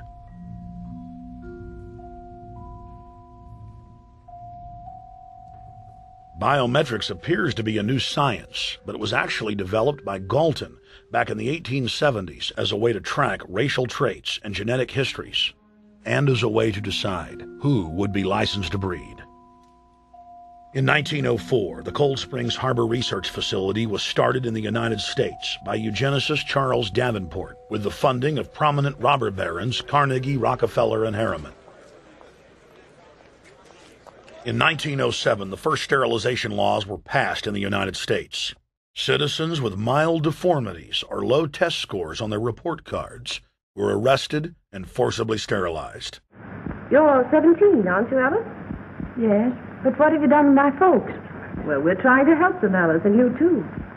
They were taken to the hospital this afternoon. Hospital? Wasn't none of them sick this morning? We thought it necessary to present your family's case to the State Medical Commission. After an examination, they decided there was but one important action to take: to have your entire family sterilized. Why, what's that? I don't know what you're talking about. Now, in this state, we have a law which provides for such people to have an operation so there won't be any more children. I see. Now, we've placed your brothers in institutions where they'll be properly cared for. You can go back to your job soon. I'll arrange to have it held open for you. But I'm keeping my job. I'm not going anywhere. Now, you're going to the hospital too, Alice. And you mean they're going to stop me from having children ever? Exactly. I'm all right, I tell you. I won't go to any hospital. We don't want any trouble with you, young woman. If you refuse to go, the officer here will take you by force. In 1910, the U.S. Eugenics Record Office was set up. By then, the British had created the first network of social workers, expressly to serve as spies and enforcers of the eugenics race cult that was rapidly taking control of Western society. The social workers would decide who would have their children taken away, who would be sterilized, and in some cases, who would be quietly murdered.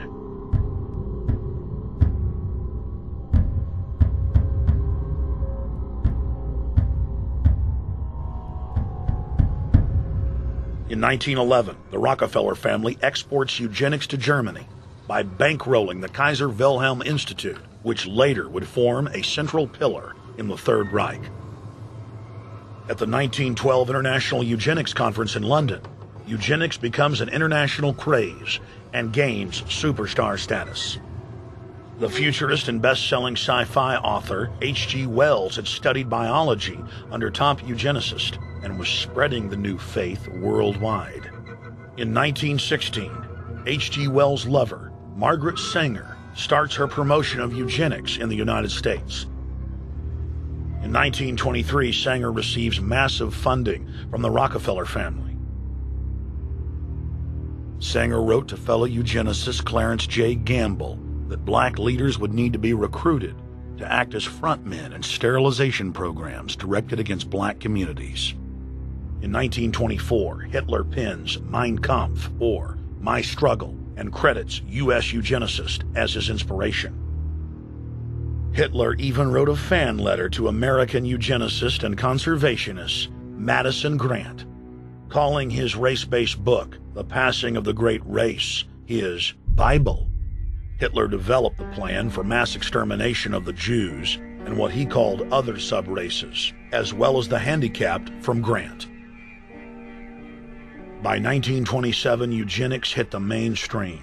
The so-called science was aggressively pushed through contests at schools, churches, and at state fairs. Churches competed in contests with big cash prizes to see who could best implement eugenics into their sermons. Major denominations then tell Americans that Jesus is for eugenics. That same year in the United States, more than 25 states passed forced sterilization laws, and the Supreme Court ruled in favor of brutal sterilization policies. When Hitler came to power in 1933, one of his first acts was to pass national eugenics laws, modeled after laws in the United States.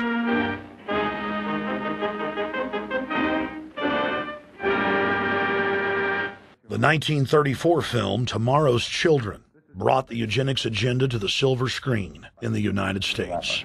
In the case of Miss Mason, I can see no reason for the operation that's been recommended. The girl is perfectly normal. She's hard-working and has a good reputation. Do you know anything about her family background? Oh, yes, Your Honor, I do. There are several other children, aren't there? Yes. What is their condition? One is a cripple. Two others might be classed as feeble-minded. Isn't the oldest son in jail? Oh, yes, I believe so. And knowing all that, you still contend that this girl should be allowed to bring more people like that into the world? She's sound, Your Honor. She's not anything like the rest. Surely she should be given a chance to work out her own salvation. I can't agree with you, Doctor. Suppose she is normal. The chances are that her children will inherit the family taint. Isn't that possible? But, Your Honor, I'm sorry, Doctor. 3 generations of unfit are enough. Petition not allowed. By 1936, Germany had become the world leader in eugenics for taking effective actions to sterilize and euthanize hundreds of thousands of victims. The big 3 of American eugenics, Davenport, Laughlin, and Goethe, were dispatched by the Rockefellers to Germany, where they advised the Nazis on the fine-tuning of their extermination system.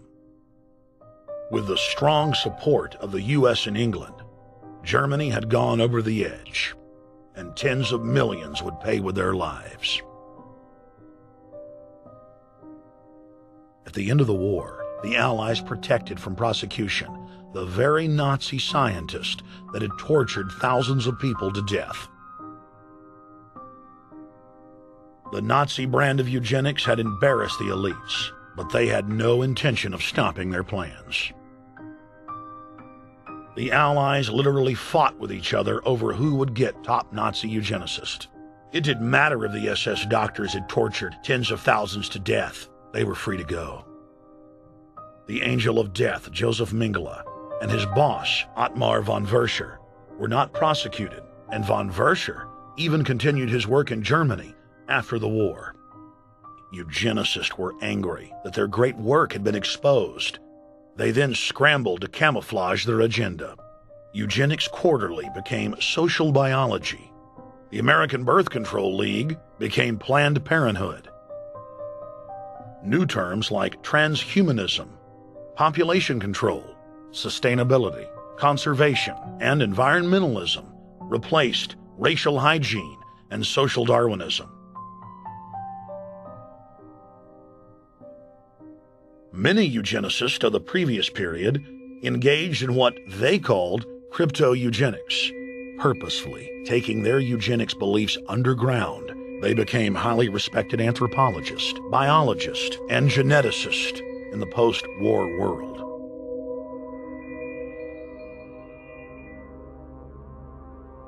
The Allies then smuggled thousands of Nazi scientists out of Germany and placed them in key scientific positions, ranging from bioweapons to rocketry throughout the military-industrial complex. The founder of IBM was a devout follower of Hitler. Thomas J. Watson had supplied his punch card computers and IBM technicians to the Nazis for use in the death camps. Tattoos on camp victims were IBM human identification numbers, which fed into the computers. IBM had used similar punch card systems as early as 1928 in a Jamaican race mixing study. The first real computers were literally invented by a eugenicist for eugenics. UN chieftain and unrepentant eugenicist Julian Huxley argued that since the leaders of eugenics had founded the environmental and conservation movements, that they should be used as vehicles in the formation of a world government. Just as H.G. Wells had envisioned, this government would be controlled by a scientific dictatorship and would be guided by the principles of eugenics. Huxley created the World Wildlife Fund with Bilderberg founder and former SS officer Prince Bernhard of the Netherlands and Prince Philip of England.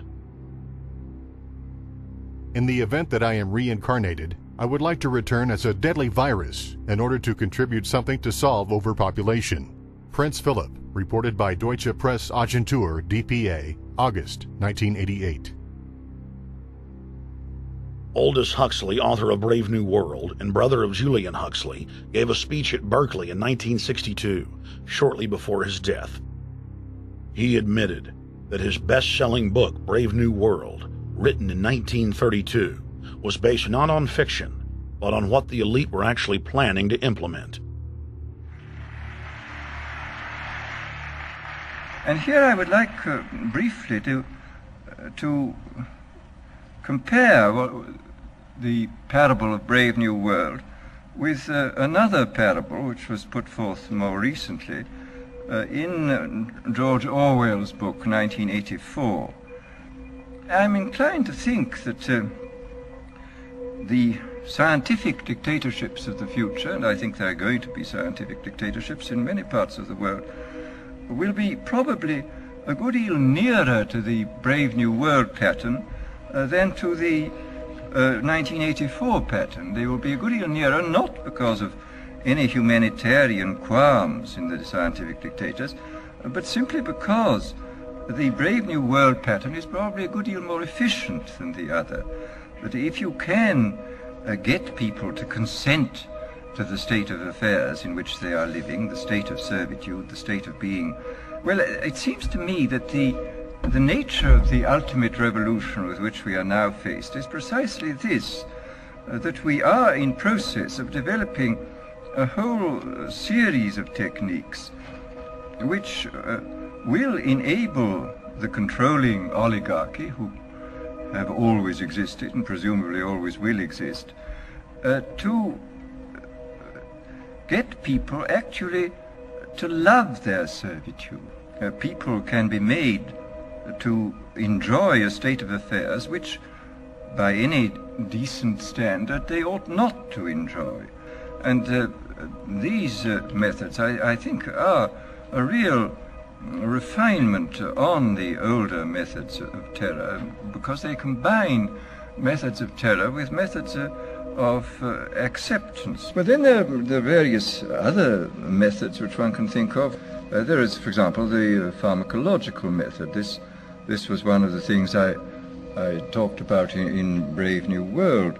And the result would be that I mean, you can imagine a euphoric which would make people thoroughly happy even in the most abominable circumstances. I mean, these things are possible.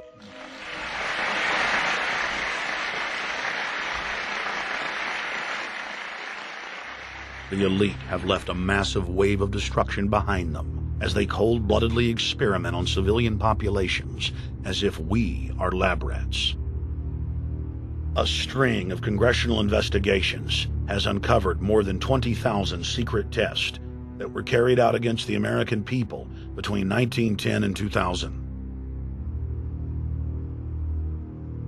One well-known eugenics study, the Tuskegee Syphilis Project, killed hundreds of blacks and spanned 40 years until whistleblowers exposed it in 1972. From 1943 until present, the British have tested lethal nerve gas on their own personnel, on land, air, and sea. Many died instantly. Still others died grueling deaths over several years. The federal government commissioned secret radiation experiments on thousands of non-consenting patients. Hundreds of hospitals in the U.S. injected healthy men, women, and children with uranium and plutonium at dosage levels ranging from non-therapeutic to lethal, killing many of the test subjects. Pregnant wives of GIs were given vitamins by base doctors that actually consisted of highly radioactive uranium-239 and plutonium-241, resulting in violent miscarriages and the death of the mothers.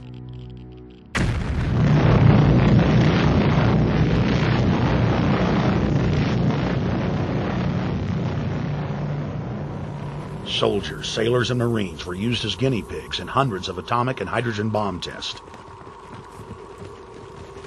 Patriotic Americans were radiated side by side with lab animals.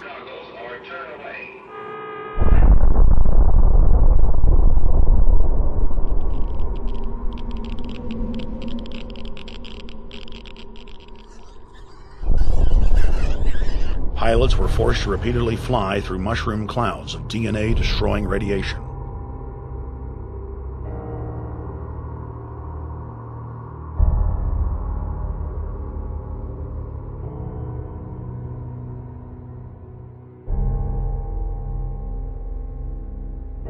From 1951 to 1961, the U.S. Army paid Israel's health ministry 3 million lira to conduct radiation testing on Sephardic children that immigrated to Israel. The government-run public schools would tell the children that they were going to get a medical checkup and that they were receiving an X-ray.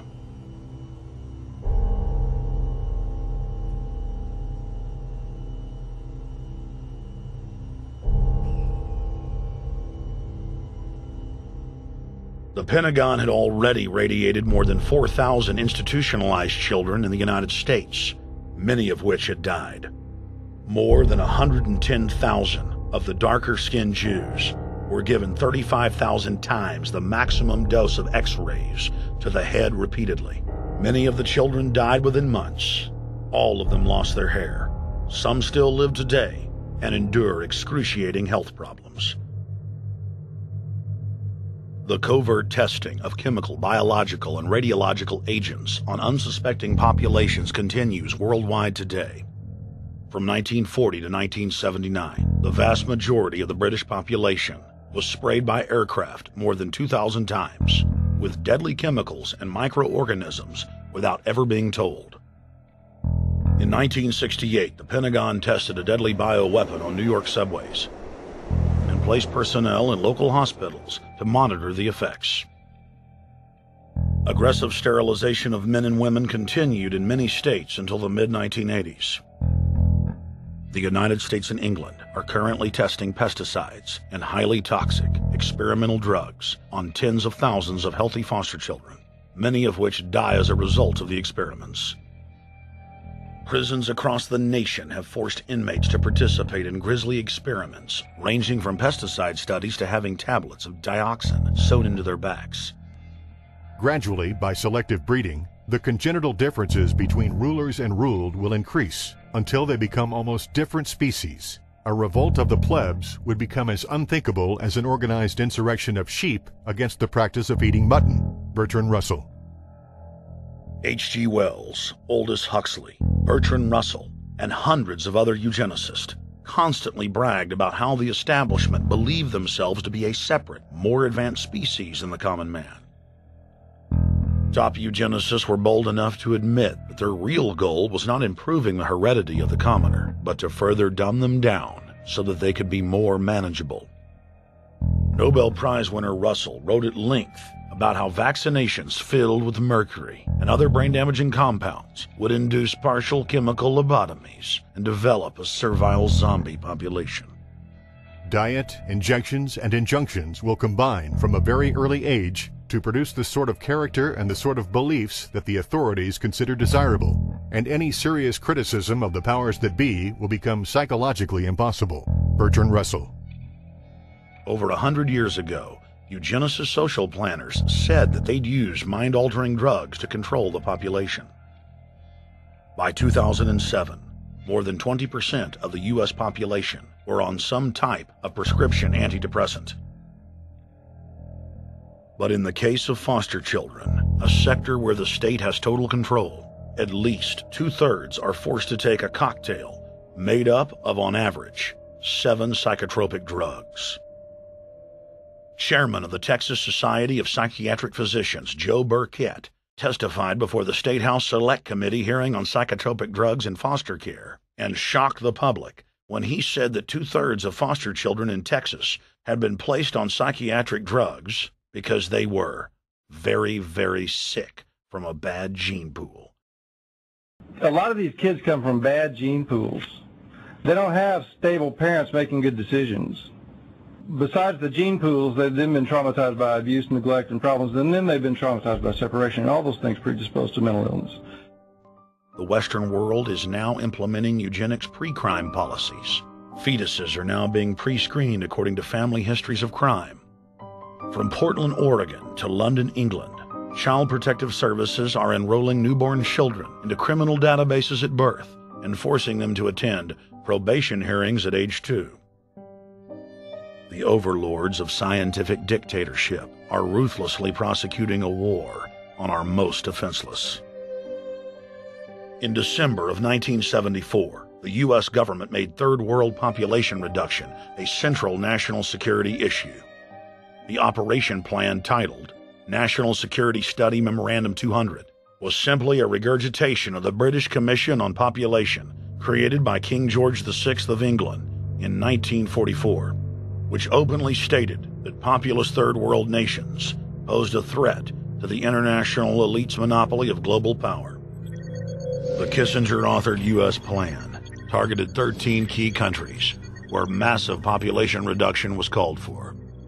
Kissinger recommended that IMF and World Bank loans be given on condition that nations initiate aggressive population control programs, such as sterilization. Kissinger also recommended that food be used as a weapon, and that instigating wars was also a helpful tool in reducing population. In 1972, the Nixon White House also implemented a eugenics policy which was directed by George Herbert Walker Bush, then United States Ambassador to the United Nations. Bush advised China on the formulation of their one-child policy and directed the federal government to forcibly sterilize more than 40% of Native American women on reservations.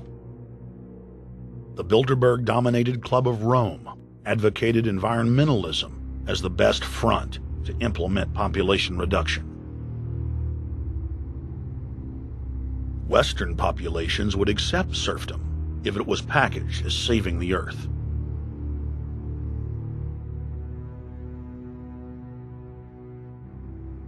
Industrialization of Africa, Asia, and Latin America could be blocked. Citizens would more willingly give up their national sovereignty if it were sold as a way to help the planet.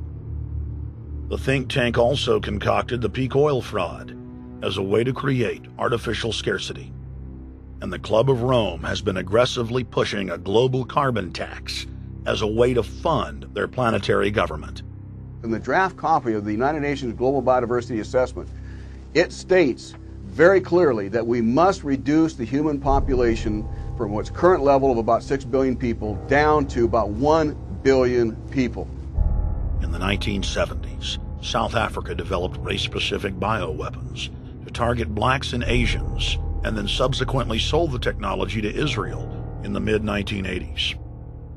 In September of 2000, the Project for a New American Century published a document in which Dick Cheney described race-specific bioweapons as politically useful tools. And somebody mentioned, well, why would they want to reduce the human population when that means less money for them? Most people have no idea. They're not after money. They have all the money they need. They're after power. That's their aphrodisiac. The overlords of the New World Order are now aggressively pushing for a worldwide one-child policy. The Chinese one-child policy was phased in gradually.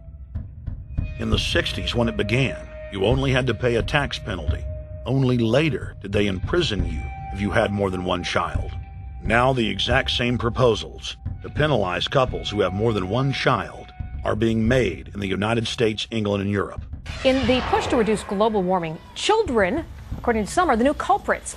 A think tank in the UK says too many kids are what's making the planet worse, saying large families, anything over 2 children really, should be frowned upon as an environmental no-no, akin to not reusing your plastic bags, driving one of those big gas-guzzling cars, taking long trips overseas. The UK, in fact, has negative growth. I think Canada does too. That still, families in our rich countries shouldn't have more than 2 kids.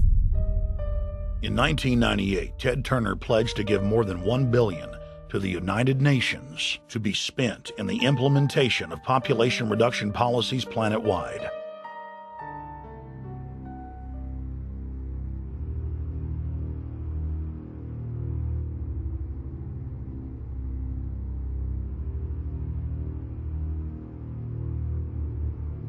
In 1999, the Bill and Melinda Gates Foundation gave $2.2 billion to Planned Parenthood, the United Nations Population Fund, and other population reduction groups.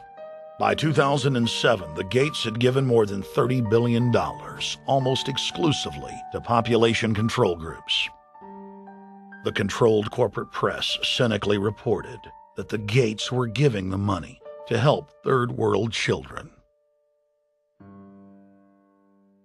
Bill and Melinda Gates were dethroned as the world's most generous philanthropists when their friend and fellow population reduction enthusiast, Warren Buffett, gave $37 billion to fund an army of population control groups.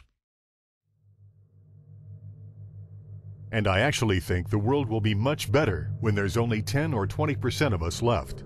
Dr. Eric Pianka. Prominent University of Texas biologist Dr. Eric Pianka, while receiving an award from the Texas Academy of Science, said that the worldwide AIDS pandemic was, quote, no good, it's too slow, and went on to laud the virtues of Ebola because it would kill 90% of the world population quickly. When his statements erupted into a national controversy, his graduate students defended him, stating that Pianka was too conservative and that all humans should be killed. But most frightening was the fact that in a crowd of over 1,000 prominent scientists, local newspapers reported that 95% of those in attendance gave Pianka sustained standing ovations every time he extolled the virtues of mass-culling microbes and man's destruction.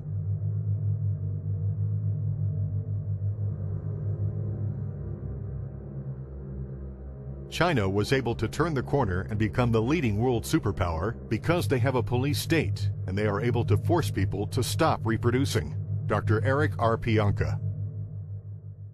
The eugenics movement has now shaken off much of its Nazi baggage and is using people's legitimate concern about the environment as a cloak to conceal their real agenda. Everyone wants to breathe clean air and have good water. But the controllers of the environmental movement have done nothing but co-opt people's concerns and parlay it into support for global policies that further destabilize the third world and create untold misery.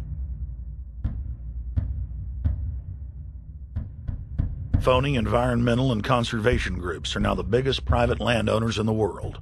They lobby government to take property away from local populations, only to develop it themselves later. When the U.S. military dumps millions of gallons of nerve gas on the east coast of the U.S., they don't say a word.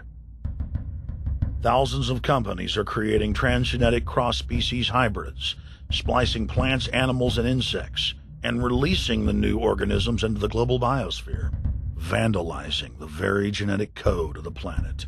And large environmental organizations do nothing. The corporate elite of the planet intensified their push for a global taxation system with a year-long build-up to the Live Earth hysteria held on July 7th, 2007 on 7 continents. World leaders announced that saving the Earth was the new organizing principle for humanity and hailed it as the planet's new religion. They claimed that CO2, which plants breathe, was killing the Earth, and that we must reduce the number of children we have to curtail our carbon footprint. Countries across the world marked the day by passing new carbon tax schemes and raising taxes on gasoline, natural gas, and electricity. It is a scientific fact that the sun is the main driver of planetary climate, and the measurements are clear. The sun is becoming hotter, brighter. It has been slowly increasing thermal output in the last 100 years, causing warming not just on Earth, but throughout the solar system. But the scientific facts and even the order of the planets didn't matter to one of the chief organizers of Live Earth, David Mayer de Rothschild, heir to the British arm of the Rothschild fortune, when we spoke to him. When I called Rothschild on the order of the planets, he just laughed, thinking the audience wouldn't get it. He continued to count on the population's ignorance and claimed that the global warming lobby has nothing to do with carbon taxes. I guess he hadn't spoken with his good personal friend, Al Gore. Global warming, the time for debate is over. I think what you have to realize is that being environmentally sensitive and making money aren't mutually exclusive. There's a lot of money to be made in addressing this issue. But you guys are gobbling up all the world's concern to just simply line your pockets and make kids read your book in schools and do all this. It's a business, just like you said, Rothschild. It's not. Do you think I make any money out of this? It's the same thing. It's the same thing your your money-changing ancestors did. They're in Germany, Red Shield, and I'm calling you out, Red Shield. We know it's a scam. A pollution-based tax system, principally CO2. We're causing it mainly, vast majority of it. The consequences are bad and will be catastrophic unless we act. The polar ice caps of Mars are receding at several miles a year, much faster than ours, and that the moons of Saturn and Jupiter are melting. In fact, several of their moons were ice and are now liquid seas. Now, how are SUVs causing that, David Rothschild? That's because those planets are closer to the sun, my friend. No, Jupiter and Saturn are not closer to the sun. Neither is Mars. Yes, sir. I think you'll find, right, that the very simple matter, and what I wanted to say, and this is my final point, forget your taxation theory, because actually it's not taxation. Put a price on the carbon. A tax is the best way. Cap and trade can also do it. If there were a carbon-based tax, would there be a need for an economy-wide cap and trade system? They are not either or. We can do both. I am in favor of both.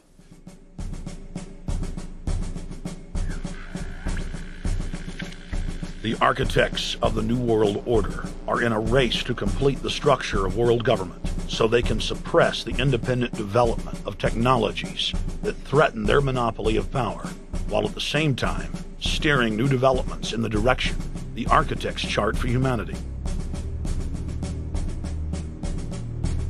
The technocrats call their governing system the final revolution because in the past, empires were enforced militarily. Now enforcement is primarily psychological and economic, and society itself is a construct of the elite who operate outside the controlled paradigm and control the civilization within, just as a child maintains the environment of a fish tank. We are like lab rats, living out our entire existence, never questioning the confines of the cage or the scientists who experiment on us. New World Order engineers have hijacked human destiny. Its controllers have closely studied human behavior for more than 100 years and are now steering us with expert control, using our primitive drives and desires as levers. They have developed their mind control systems to the point of being able to control the average unconscious person like a car.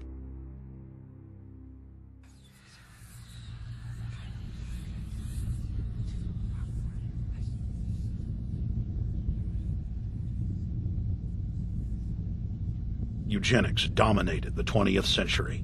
Its ruthless spirit has now metastasized into the fields of genetics, nanotech, and robotics. But that's not surprising. From their inception, all three disciplines have been dominated by eugenicists. The billionaire founder of Sun Microsystems, Bill Joy, courageously went public in 2000 to warn of a cancerous consensus among the technocratic elite that at best humanity would be completely enslaved by the year 2030, and at worst, mass extermination of everyone but the elite would take place. A who's who of the techno-elite are members of what is known as the transhumanist or post-humanist movement. Many of its adherents see only the beneficial aspects of technology's exponential rise, like bringing sight to the blind, sound to the deaf, and longer life for all. But what many of them don't know is that master eugenicist Julian Huxley founded transhumanism, and that society's controllers openly admit that the new system is designed to progress into absolute tyranny.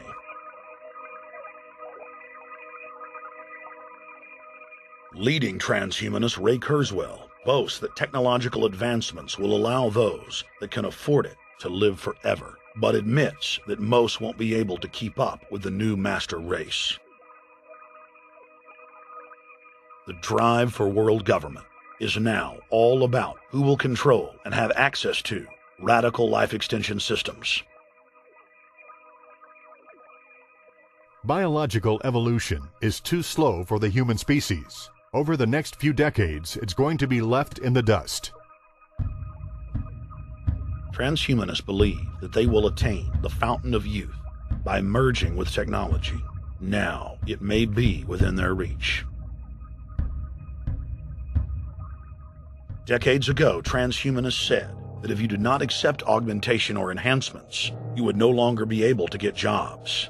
And now it's happening today. The elite who occupy the commanding heights of digital reality are suicidal nihilists.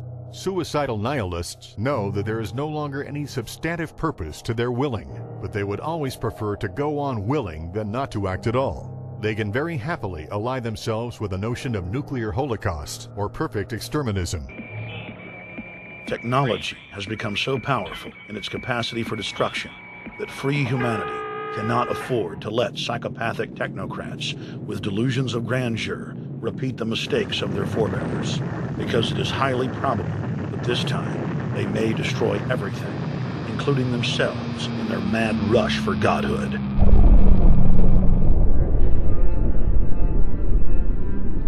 In this film, we have chronicled the Overlord's bloody orgy of experimentation, which already claimed the lives of more than 150 million people in the 20th century.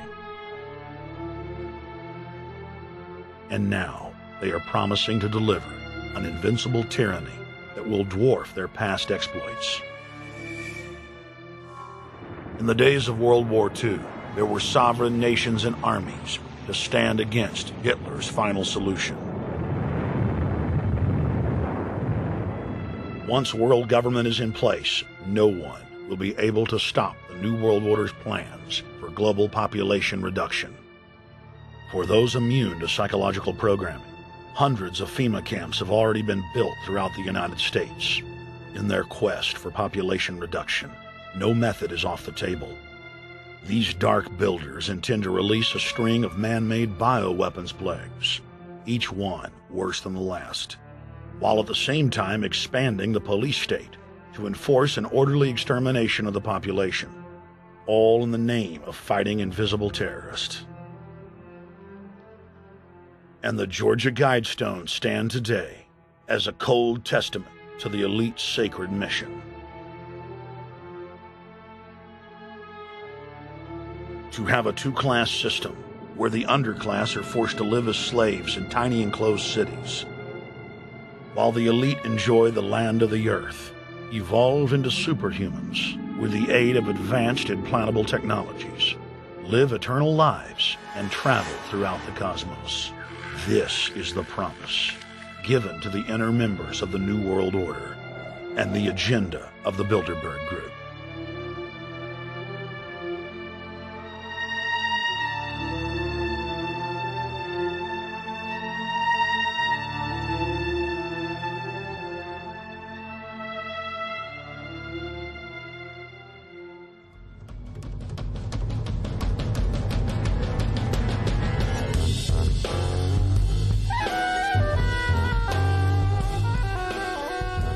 In 2007, Jim Tucker continued his 30-year quest to expose the globalist by traveling to Istanbul, Turkey, the site of Bilderberg, 2007.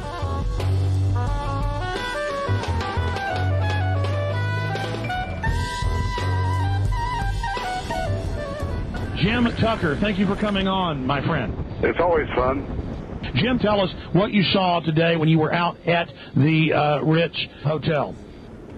We were at the Ritz-Carlton. It looked like a typical Bilderberg scenario. They had the armed guards all around the place. They had platoons of cops in formation waiting for the disbursement. They also had cops all the way around the building, and they had all those high-tech things where every member can hear whatever's spoken in any language, instantly translate into his own language so they can keep up with it.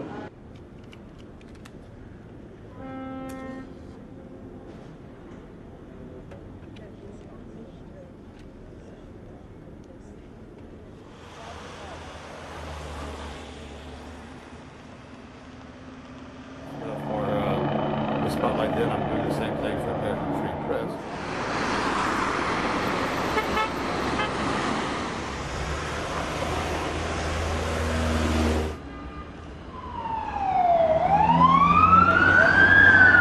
Herhangi bir sorun çıkmıyor. Hey, is the hotel open? Çünkü İngilizce bilen var mı? Ben bilmediğim için. Let's just ask him directly.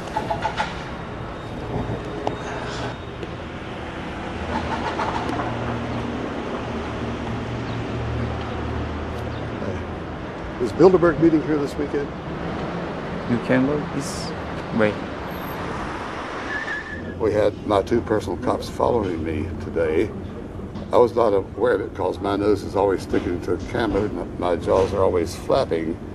But the TV crew said those guys are going to follow you.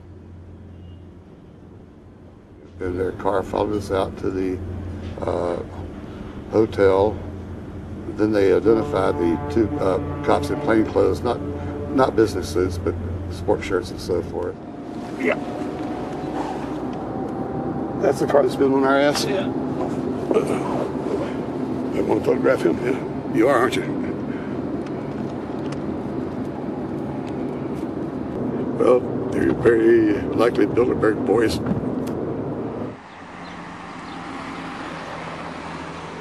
John Elkin, owner of Fiat and a fellow Bilderberger, thought that they could take a stroll off the grounds without being noticed by the commoners.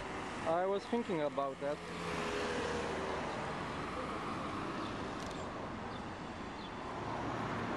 This Bilderberg attendee sneered at our camera.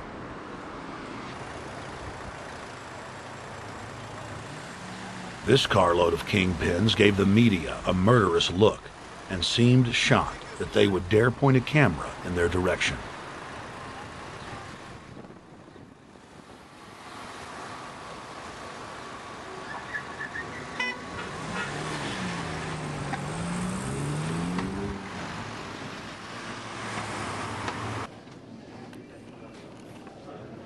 In 2007, the Bilderberg Group received the heaviest global coverage in its history.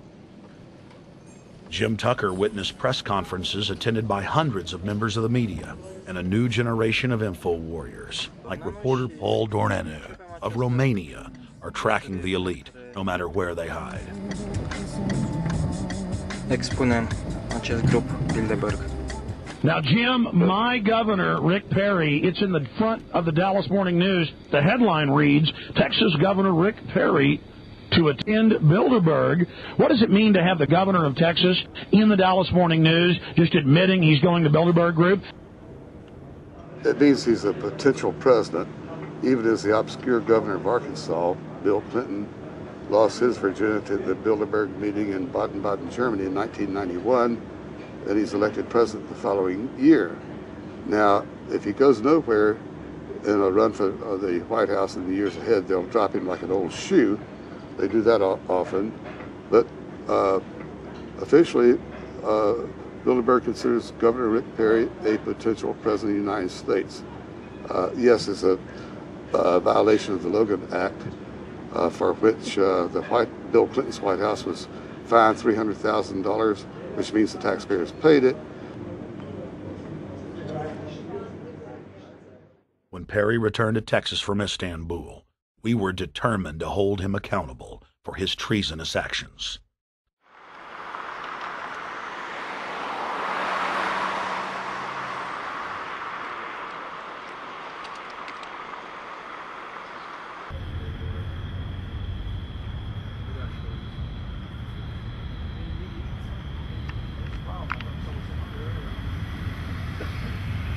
We don't want our roads, our water, our power plants, our entire infrastructure turned over to the New World Order. And we tell you now the people are rising up and learning what you're doing, and they're angry. And they're tired of it. Stop enslaving us. Stop setting up tyranny. Stop going along with the New World Order plan if you've got any soul left, Rick Perry. The First Amendment still exists, Perry, and we're back here again tonight telling you we're not going to put up with it. Long live the Republic!